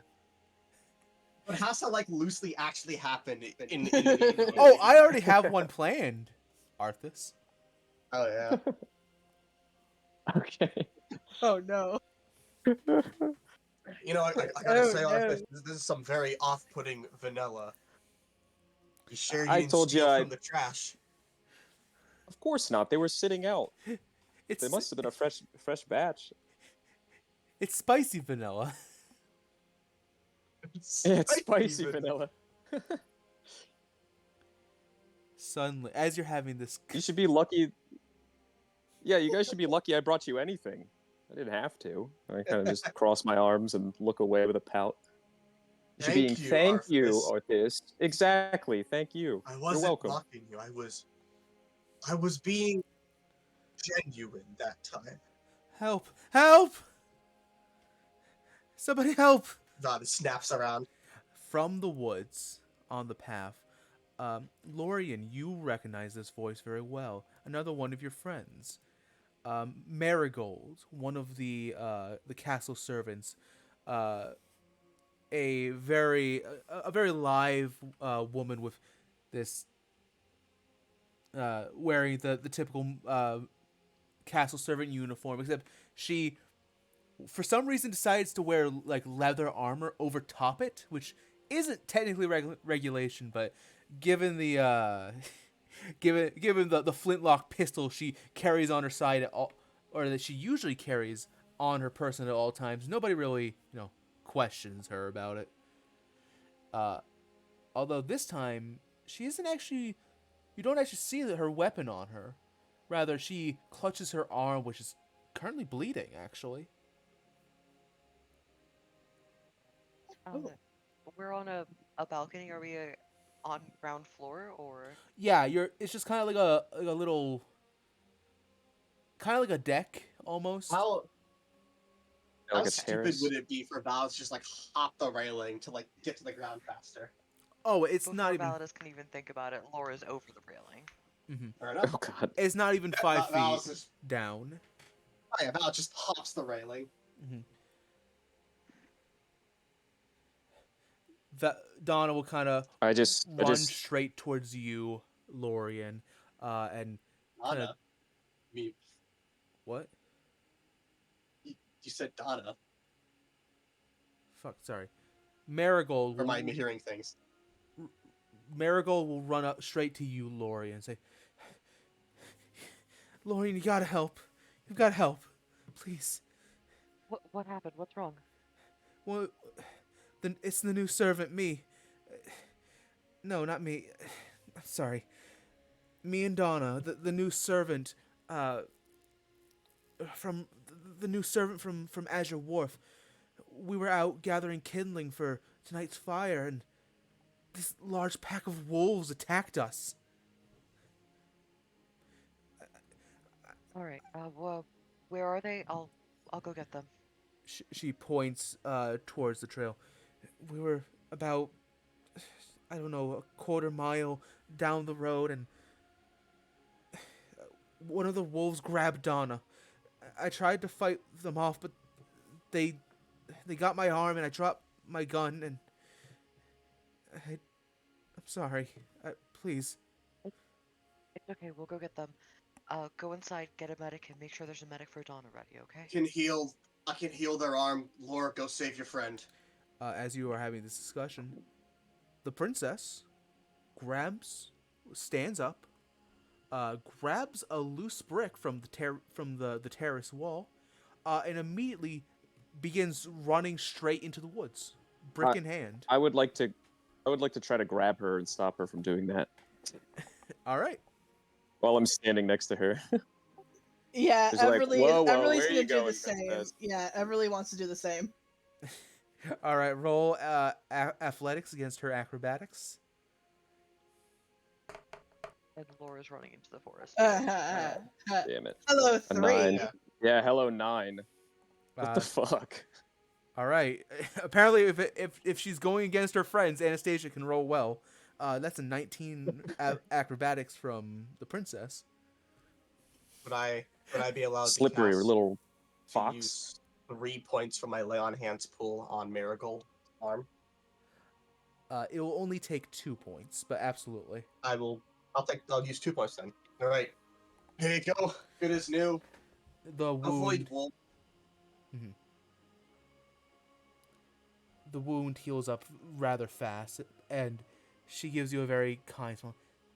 Thank you, Sir Valadius. I really appreciate it. It's nothing. I live to help people. Arthus yells out, "Stop the princess, Valadius! She's a slippery fox." Nah, she's got this. She I- wants. Are You is the big idiot. princess and Lorien like running side by side, just straight into the woods? Alice like shortly following after like healing Marigold's arm. If Laura sees the princess besides them, they'll just say, "You should head back. We got this. Don't worry." She doesn't even seem to. She just shakes her head and is like, "We gotta help them." And it's funny. I was gonna mention this. The princess has an increased running speed from the standard, thanks to. And I quote in my notes, lessons in running away from Isaac.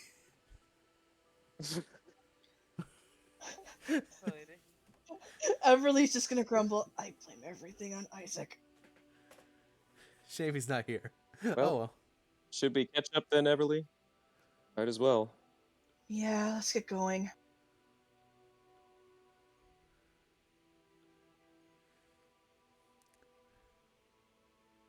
All right. Okay. There was some wolves.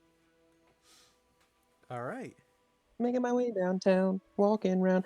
Can we say, I don't know how much this will affect the run, but I'm full sprinting. I have mobile, so my speed is 40. Mm-hmm. Would I be able to catch up to everybody? Like, Oh, easily. I give like a peace sign to Everly as I just like eat my shorts, and I just fucking run away. I don't say that, but I just disappear. Actually, yeah, Everly kind of would get left behind, wouldn't she? And you don't have Catch your up, scrub. spellcasting focus. Yep. She can't do shit. She is like just She's like got a cantrips. non-magic using human. She's got cantrips. Oh, that's true. Does she have any cantrips that would help her in this case though? Let's see. If it does damage, it'll help. I just got firebolt. I'll be fine. Enough. Firebolt's nice and reliable usually. Yeah, level That's 1's right. actually pretty good. Yeah, 1d10. Fuck, I ain't complaining about 1d10. True. So, as our intrepid heroes bolt into the deep woods, the path just seems to go on and on, stretching forever. as you go deeper and deeper into the woods, the trees stretch and contort, growing more and more vicious with each passing moment. Until eventually you begin to see signs of a scuffle. Claw marks on the trees, a blood-soaked piece of cloth from one of the servant uniforms. And it just gets more and more tense as you go on. About how many wolves are we looking at here based on the markings around? Maybe if I can tell that. Give me a survival check, actually. In fact, Arthus will just shout out the number 4. He'll just shout it out. He doesn't even care. There's 4, can't you tell? Yeah. You know what? Actually, Arthus actually makes a pretty good point. There's probably, about 4-ish. Maybe. Looks like a small pack. Probably no more than 7. 4. 4 might be a solid guess. 7. I hate that number. Everyone still find a fight after today's bear incident. I'm pretty limber. I start stretching out. Just been sitting around. Getting to my duties earlier today. The princess I'm ready. Princess will stop for a second, turn back to you, say, "No training tomorrow," and then go back to running. Get told.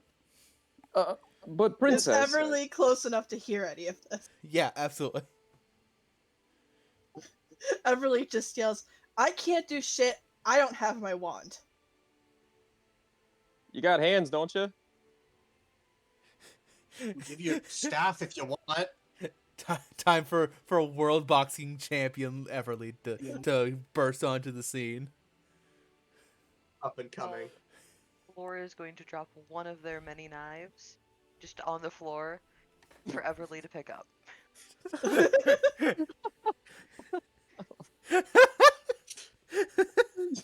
Just drop. So, careful, honey. Everly has a knife.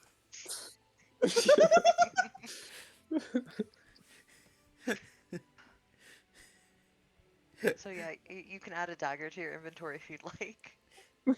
Sure. Alright. Yeah, but like It Lorien makes sense. She has a dagger on her, so.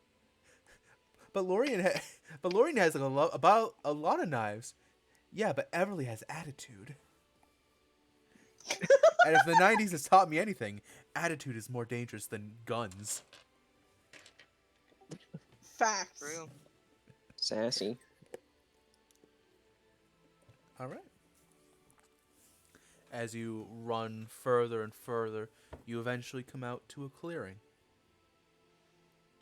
and see a peculiar sight. In the middle of this clearing is a large, very ornate royal blue tent. The opening of which is open and glowing, with a light coming from within. It almost looks like something you'd see at a fair, or maybe within some fantastical play, like a witch's hut almost. Stranger, though, is what surrounds the tent. For you see the headless bodies of 5 wolves. Oh, but to be clear, these are not dead wolves. Oh no, they very much appear to be alive. Rather, they are the bodies of 5 wolves who walk around, stumbling and tripping over each other, without any heads at all. No blood, no fighting, it seems. They're just kind of vibing. I'm gonna use a charge of divine sense real fast. I get to see any celestial, fiend, undead within 60 feet of me, or isn't behind total cover. I also sense anything affected by the hollow spell. So the things are... Well, Valadius does that. I'm just gonna say, fuck. There was 5 of them. So the things you can sense are celestial, fiend, and undead. Anything else? No. Okay. As you expend that charge, you do actually detect some celestial magic. It's very faint, but there is definitely some. You do detect the faint of a holy presence coming from within the tent. Feeling I was like squints almost, trying to concentrate. There is a divine presence within the tent. How strong is the presence, if I would know? In terms of level, or just in terms of overall strength? General, how big is the pulse? It's not very strong. It's like just enough for you to detect it.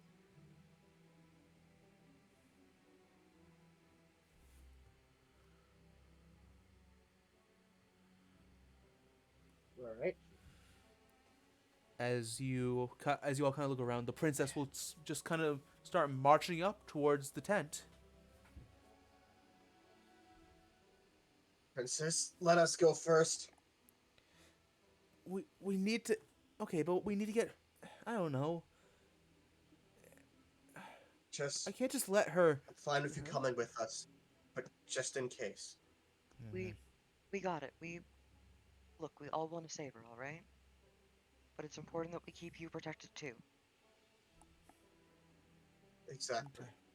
Listen to Lore. They are smarter than me. Okay. We And would have a lot more than just us cleaning all day if you got her. okay. And then the princess will offer you the brick, Validus. No. Keep that brick. It's good to have a ranged weapon too. Oh, I was gonna hit somebody with it. I mean, if you drop it on someone's head, it'll hurt a lot. Just bringing it up. Mm-hmm. So, do you head inside the tent? Yes. Just walks right in. No fucking worry. Just walks right in. If there's something hostile in there, he's confident he can just kill it. All right. Or we'll let him go first, but head in second.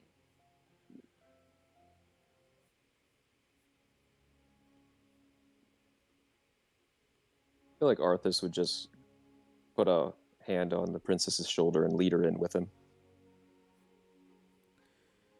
As you all enter inside,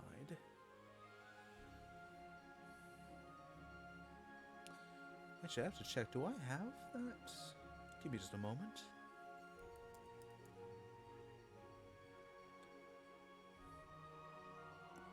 I do. Valadius, Lorien, Everly, and Arthus, as well as the princess. As you enter inside, you find quite the sight. The tent is much larger on the inside than it was the outside. As you enter in, you see just up above, you see just the twinkling of stars as if you were just looking up into the night sky. All around, you see different magical, or at least what look to be mystical and magical trinkets, small little orbs and squares that turn into triangles, that turn into circles, and so on and so forth. As you kind of wander in, Validus, you notice on a shelf 5 jars with wolf heads in them. Huh.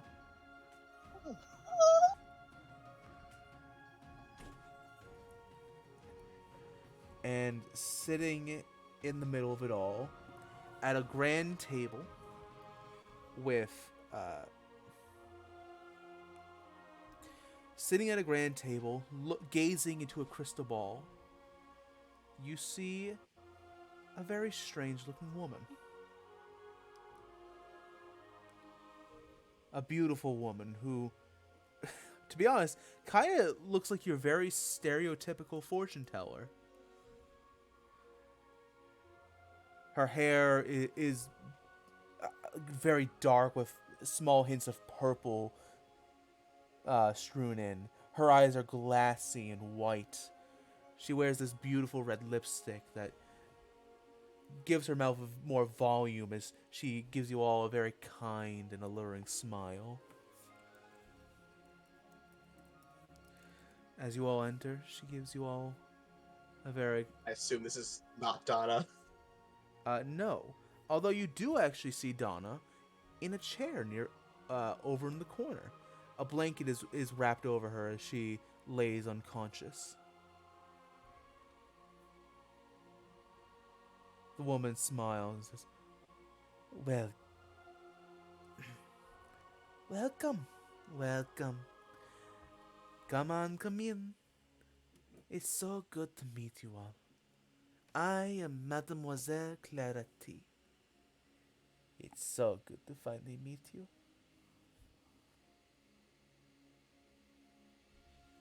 Valadius looks back to Lore. He doesn't know what to do. Unexpected situation. he doesn't know who to punch. What did you do to the wolves? The wolves? Oh, the cute little doggies. Yes, they were getting a bit aggressive, so you have to give them proper encouragement, negative encouragement, to not continue the bad behaviors. So I put them in timeout. And is she all right? Yes, Miss Nana. She is fine. She is okay.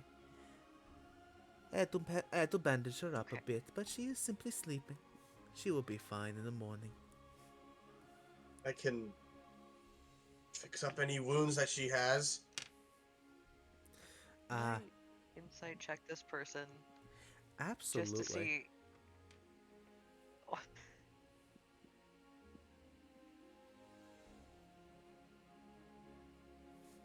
21 total. Damn.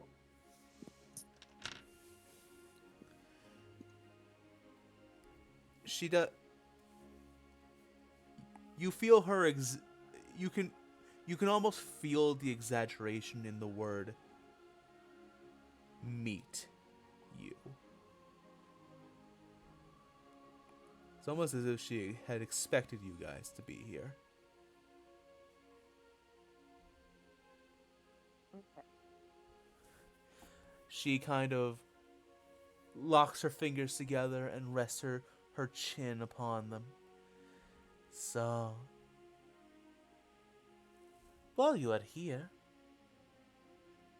would you all do me the ever so kind favor? I look upon you all and I see the most marvelous futures. Would you like to know them?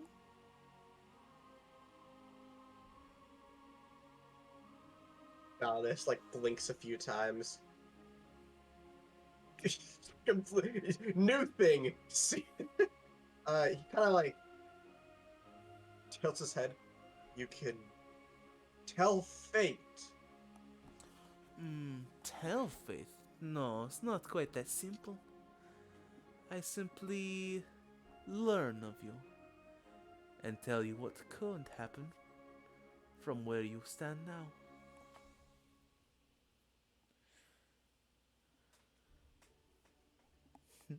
Will it cost anything? Yes. Oh, no. Clarity only charges during festivals and private parties. Chance encounters are so very rare. We must savor them when we have them, no?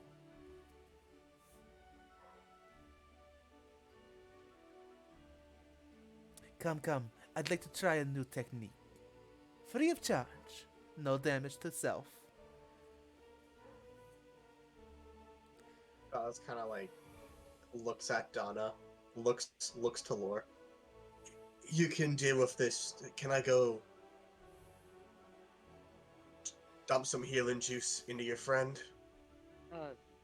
Actually, Laura's gonna look back at the princess. Does she seem? What's her opinion on this? Does she seem excited? Does she? The seem nervous? princess has stars in her eyes. She looks absolutely dazzled. Future? I want to know my future.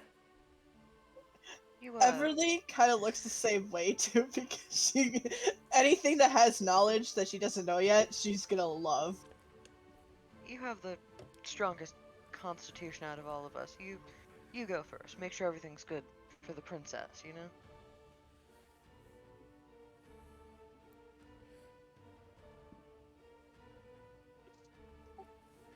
Well, we have to do it all at the same time. So, you, she'll point to you, Valadius.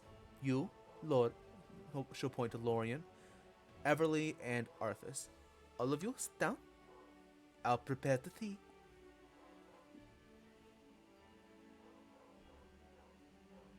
Val's kind of like looks a bit unsure at everyone else. Everly just sits down like right away. But I forgot to mention, 4 chairs appear where there were none beforehand. As she mentioned, as she suggests you all sit down.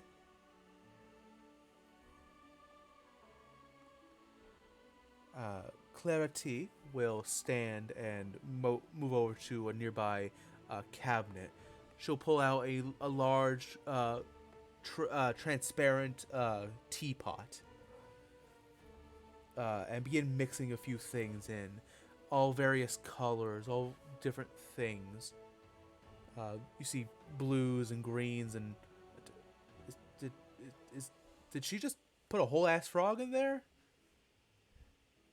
And then as she mixes and mixes, she chants, "Oh, great spirits, great wise ones and old ones, grant my children, my beings of the day, the mortals of this earth, grant them the wisdom to escape their fates." And as she taps the top of the teapot, what was once a murky brown liquid suddenly, just in an instant, turns totally clear. And the pot begins to boil, or at least steam begins to pour out of the pot. All right, who's thirsty?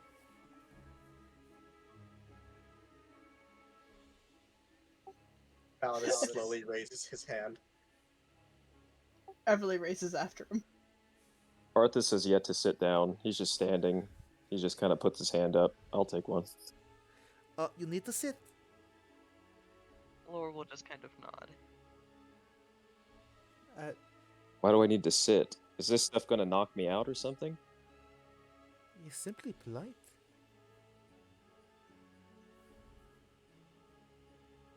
I don't fully trust you yet, though. I was just kind of like looking back at Donna. Like, does she like really like look okay? Arthus, roll me an insight check, and Valadius, go ahead and roll me a medicine check. Medicine. Yeah, I got 6. I got 9. Nice. Nice. Valadius, she looks okay. She's unconscious, which, she got attacked by wolves. The blanket's kind of covering her, so you can't see where she might have gotten hurt or anything, but she is definitely breathing. And like not like struggling to breathe, just right? the usual, not shallow, but just the soft breathing of someone who's asleep. Okay. Well, But you do watch as her. Validus will Sorry. go on. No, it's okay. I was gonna say that Validus could like drink his tea. I was gonna say you do see her chest just slowly rise and fall. As for you, Arthus, 6.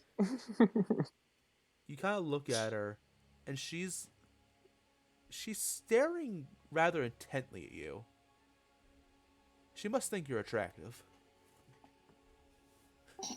I just kind of brush a hand through my hair and stare back and just, what? Please sit Still don't down. know who you are. It's a group Fine. activity. I'll sit and I just cross one leg over, Wonderful. lean back. And she will sit down, and as she does, 4 lovely little teacups will appear before you all. The princess is just kind of standing off to the side, like watching and like, oh, what's gonna happen next? And she will place 4. She will pour 4 cups of tea, 1 for each of you. All right. On the count of 3, you each take 1 sip. Do not drink it all, or I will not be able to tell your future. Understand?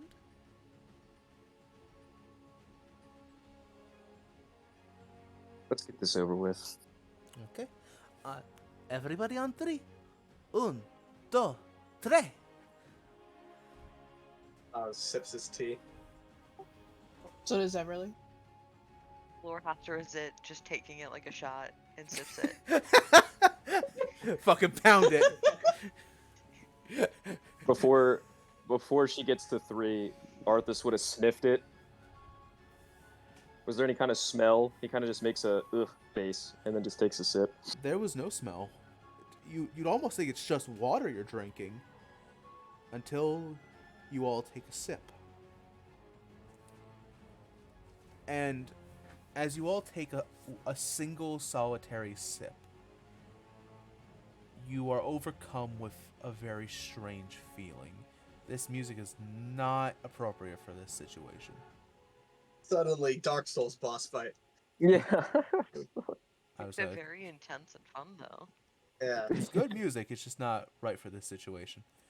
I agree. Valadius, you all... Yes. Sorry. As you all take a sip, you all instinctively know this taste that you all experience, which is different for each of you.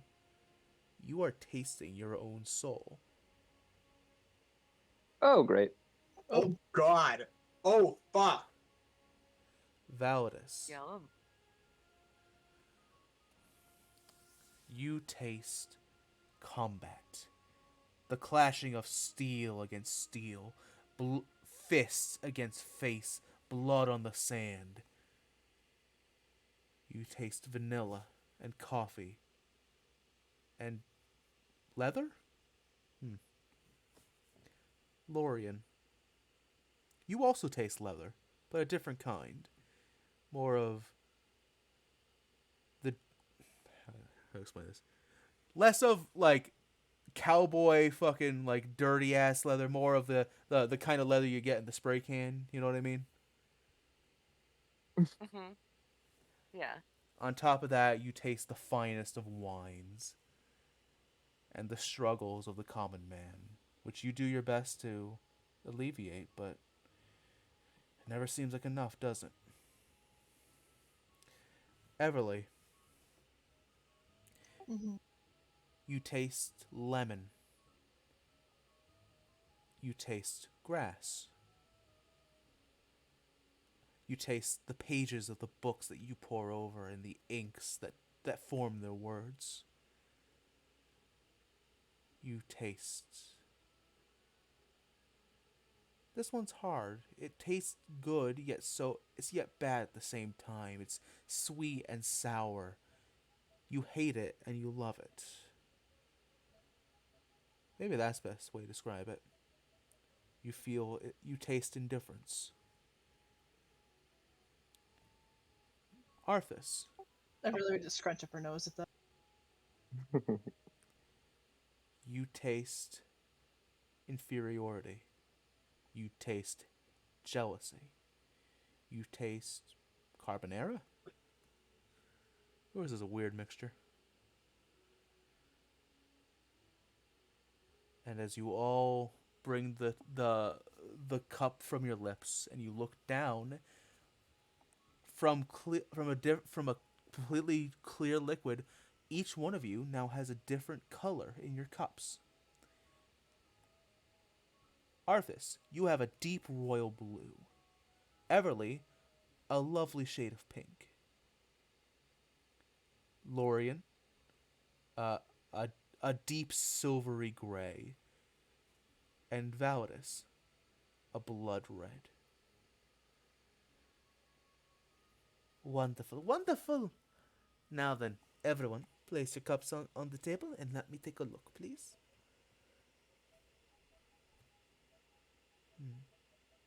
Validus does. Validus follows the request, but visibly he looks slightly, ever so slightly uncomfortable. Everly puts hers down. Arthas We'll just do the same. shrugs. Whatever. He just puts it down.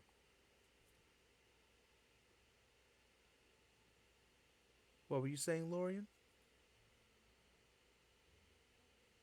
Lord will put their cup down too. Mm-hmm. As Clara T examines each cup, she kind of nods and kind of whispers something as she kind of makes strange little motions with her finger as if drawing something in the air, different symbols. You see her trace out a star, then a sort of U shape. And then she looks up. What wonderful, horrible, absolutely incredible journeys you will all undertake. It is a shame that I am bound by such contracts, but that is what is required to be able to trifle with fate. Did we not get to learn what you saw? Oh, no, absolutely you do. I am a woman of my word.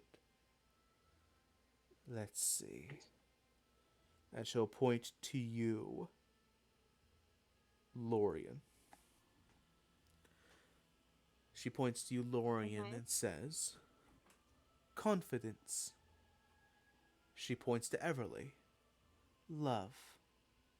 She points to you, Validus. Violence. And she points to you, Arthus. Ambition. These things, they are your future. But they are also your undoing. Fear not.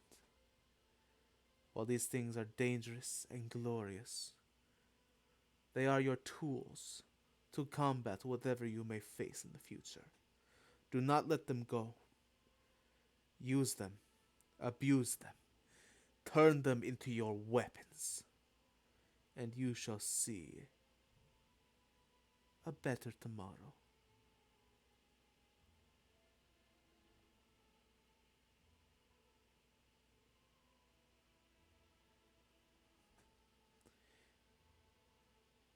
Thank you so much for coming to my shop. Unfortunately, we are closing for today, so if you could please take your friend Donna and exit for today. I have so much to clean up and get prepared for tomorrow. Would it be okay if we had a word, just the two of us? Between yourselves, you can do that outside. No, you and me. I I want to know exactly what you saw. Just words or riddles or stuff. You see a soft smile kind of creep up on Clara's face. I saw what I needed to see. Well, in truth, I did not see anything. I saw the colors in your cups, and from there, I could deduce everything about you. I mean no offense when I say, you four are all incredibly simple creatures. From simply the color of your cup, I know everything you are ever going to do. For what reason and in what way. Such is the nature of fate.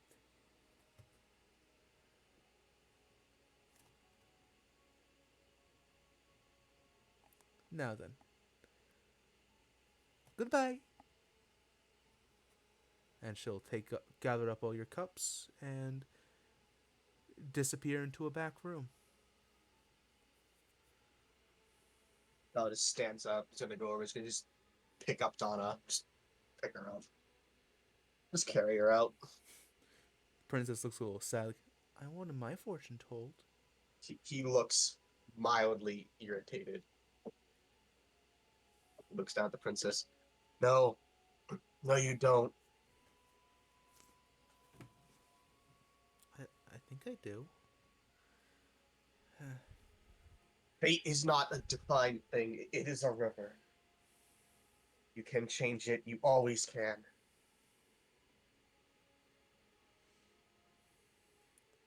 Mm-hmm. Let's get you back home. And with that, I am. sorry.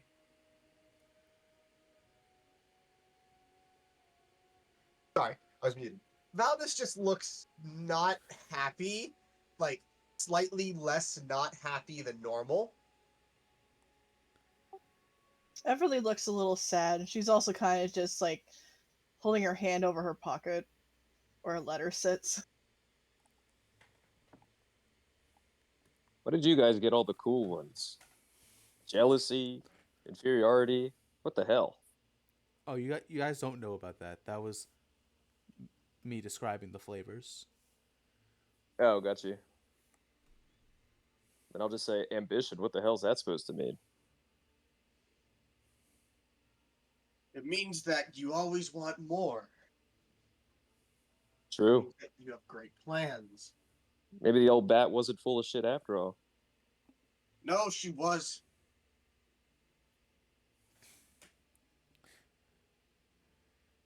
Remind me what yours was again, Validus? Violence. Mine was violence. Seems fitting. Animals such as yourself. It is not fitting. If all you see is a violent brew, and he's like holding down, like almost like ganging like up on like Arthur's face. while All you while see in me Princess is violence. carrying Donna.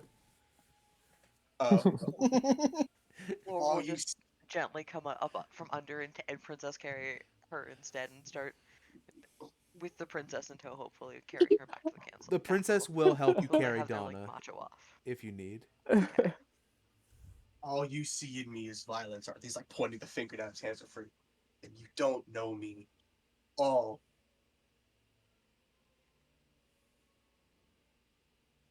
Says the guy who went a little too far in our sparring match when we met. Pretty sure you started it. You chucked the spear at the back of my head.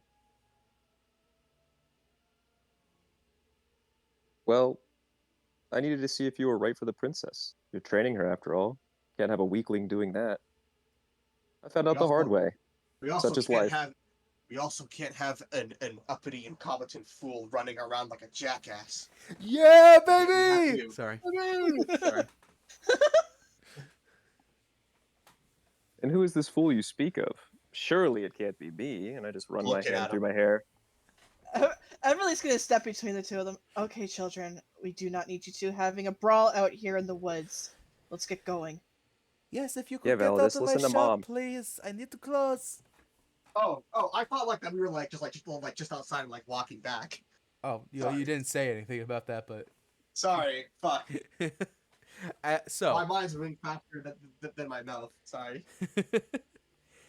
as the party exits, or it seems what barely constitutes as a party, walks out of the tent and back towards the castle. I think that is where we're going to end today's session, as the dawn looms and history is about to take a turn. I'm sure it'll be fine, right, guys? Yeah, it'll be fine. Sure. Sure. I do want to say, if I get one more thing, that that Validus would offer to put some of his healing pool into Donna. More. Yeah, you put in one more. You only need to put like in one point of health. When you do take off the blanket, You do notice that she is actually very well bandaged. Oh, one last thing I forgot to mention. Does anybody look back towards the tent as they're leaving? Valadius would probably. So would Everly. When you're Arthus would not. what tent? When you look back, there is no tent to be found.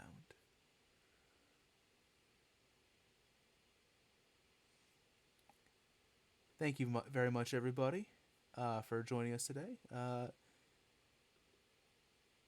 That was session 1 of Noctasia. I hope it was good. I hope you had fun, and I hope you'll join us again next week for more fun shenanigans, where nobody is sad and everybody's happy, and nothing goes I had wrong. fun.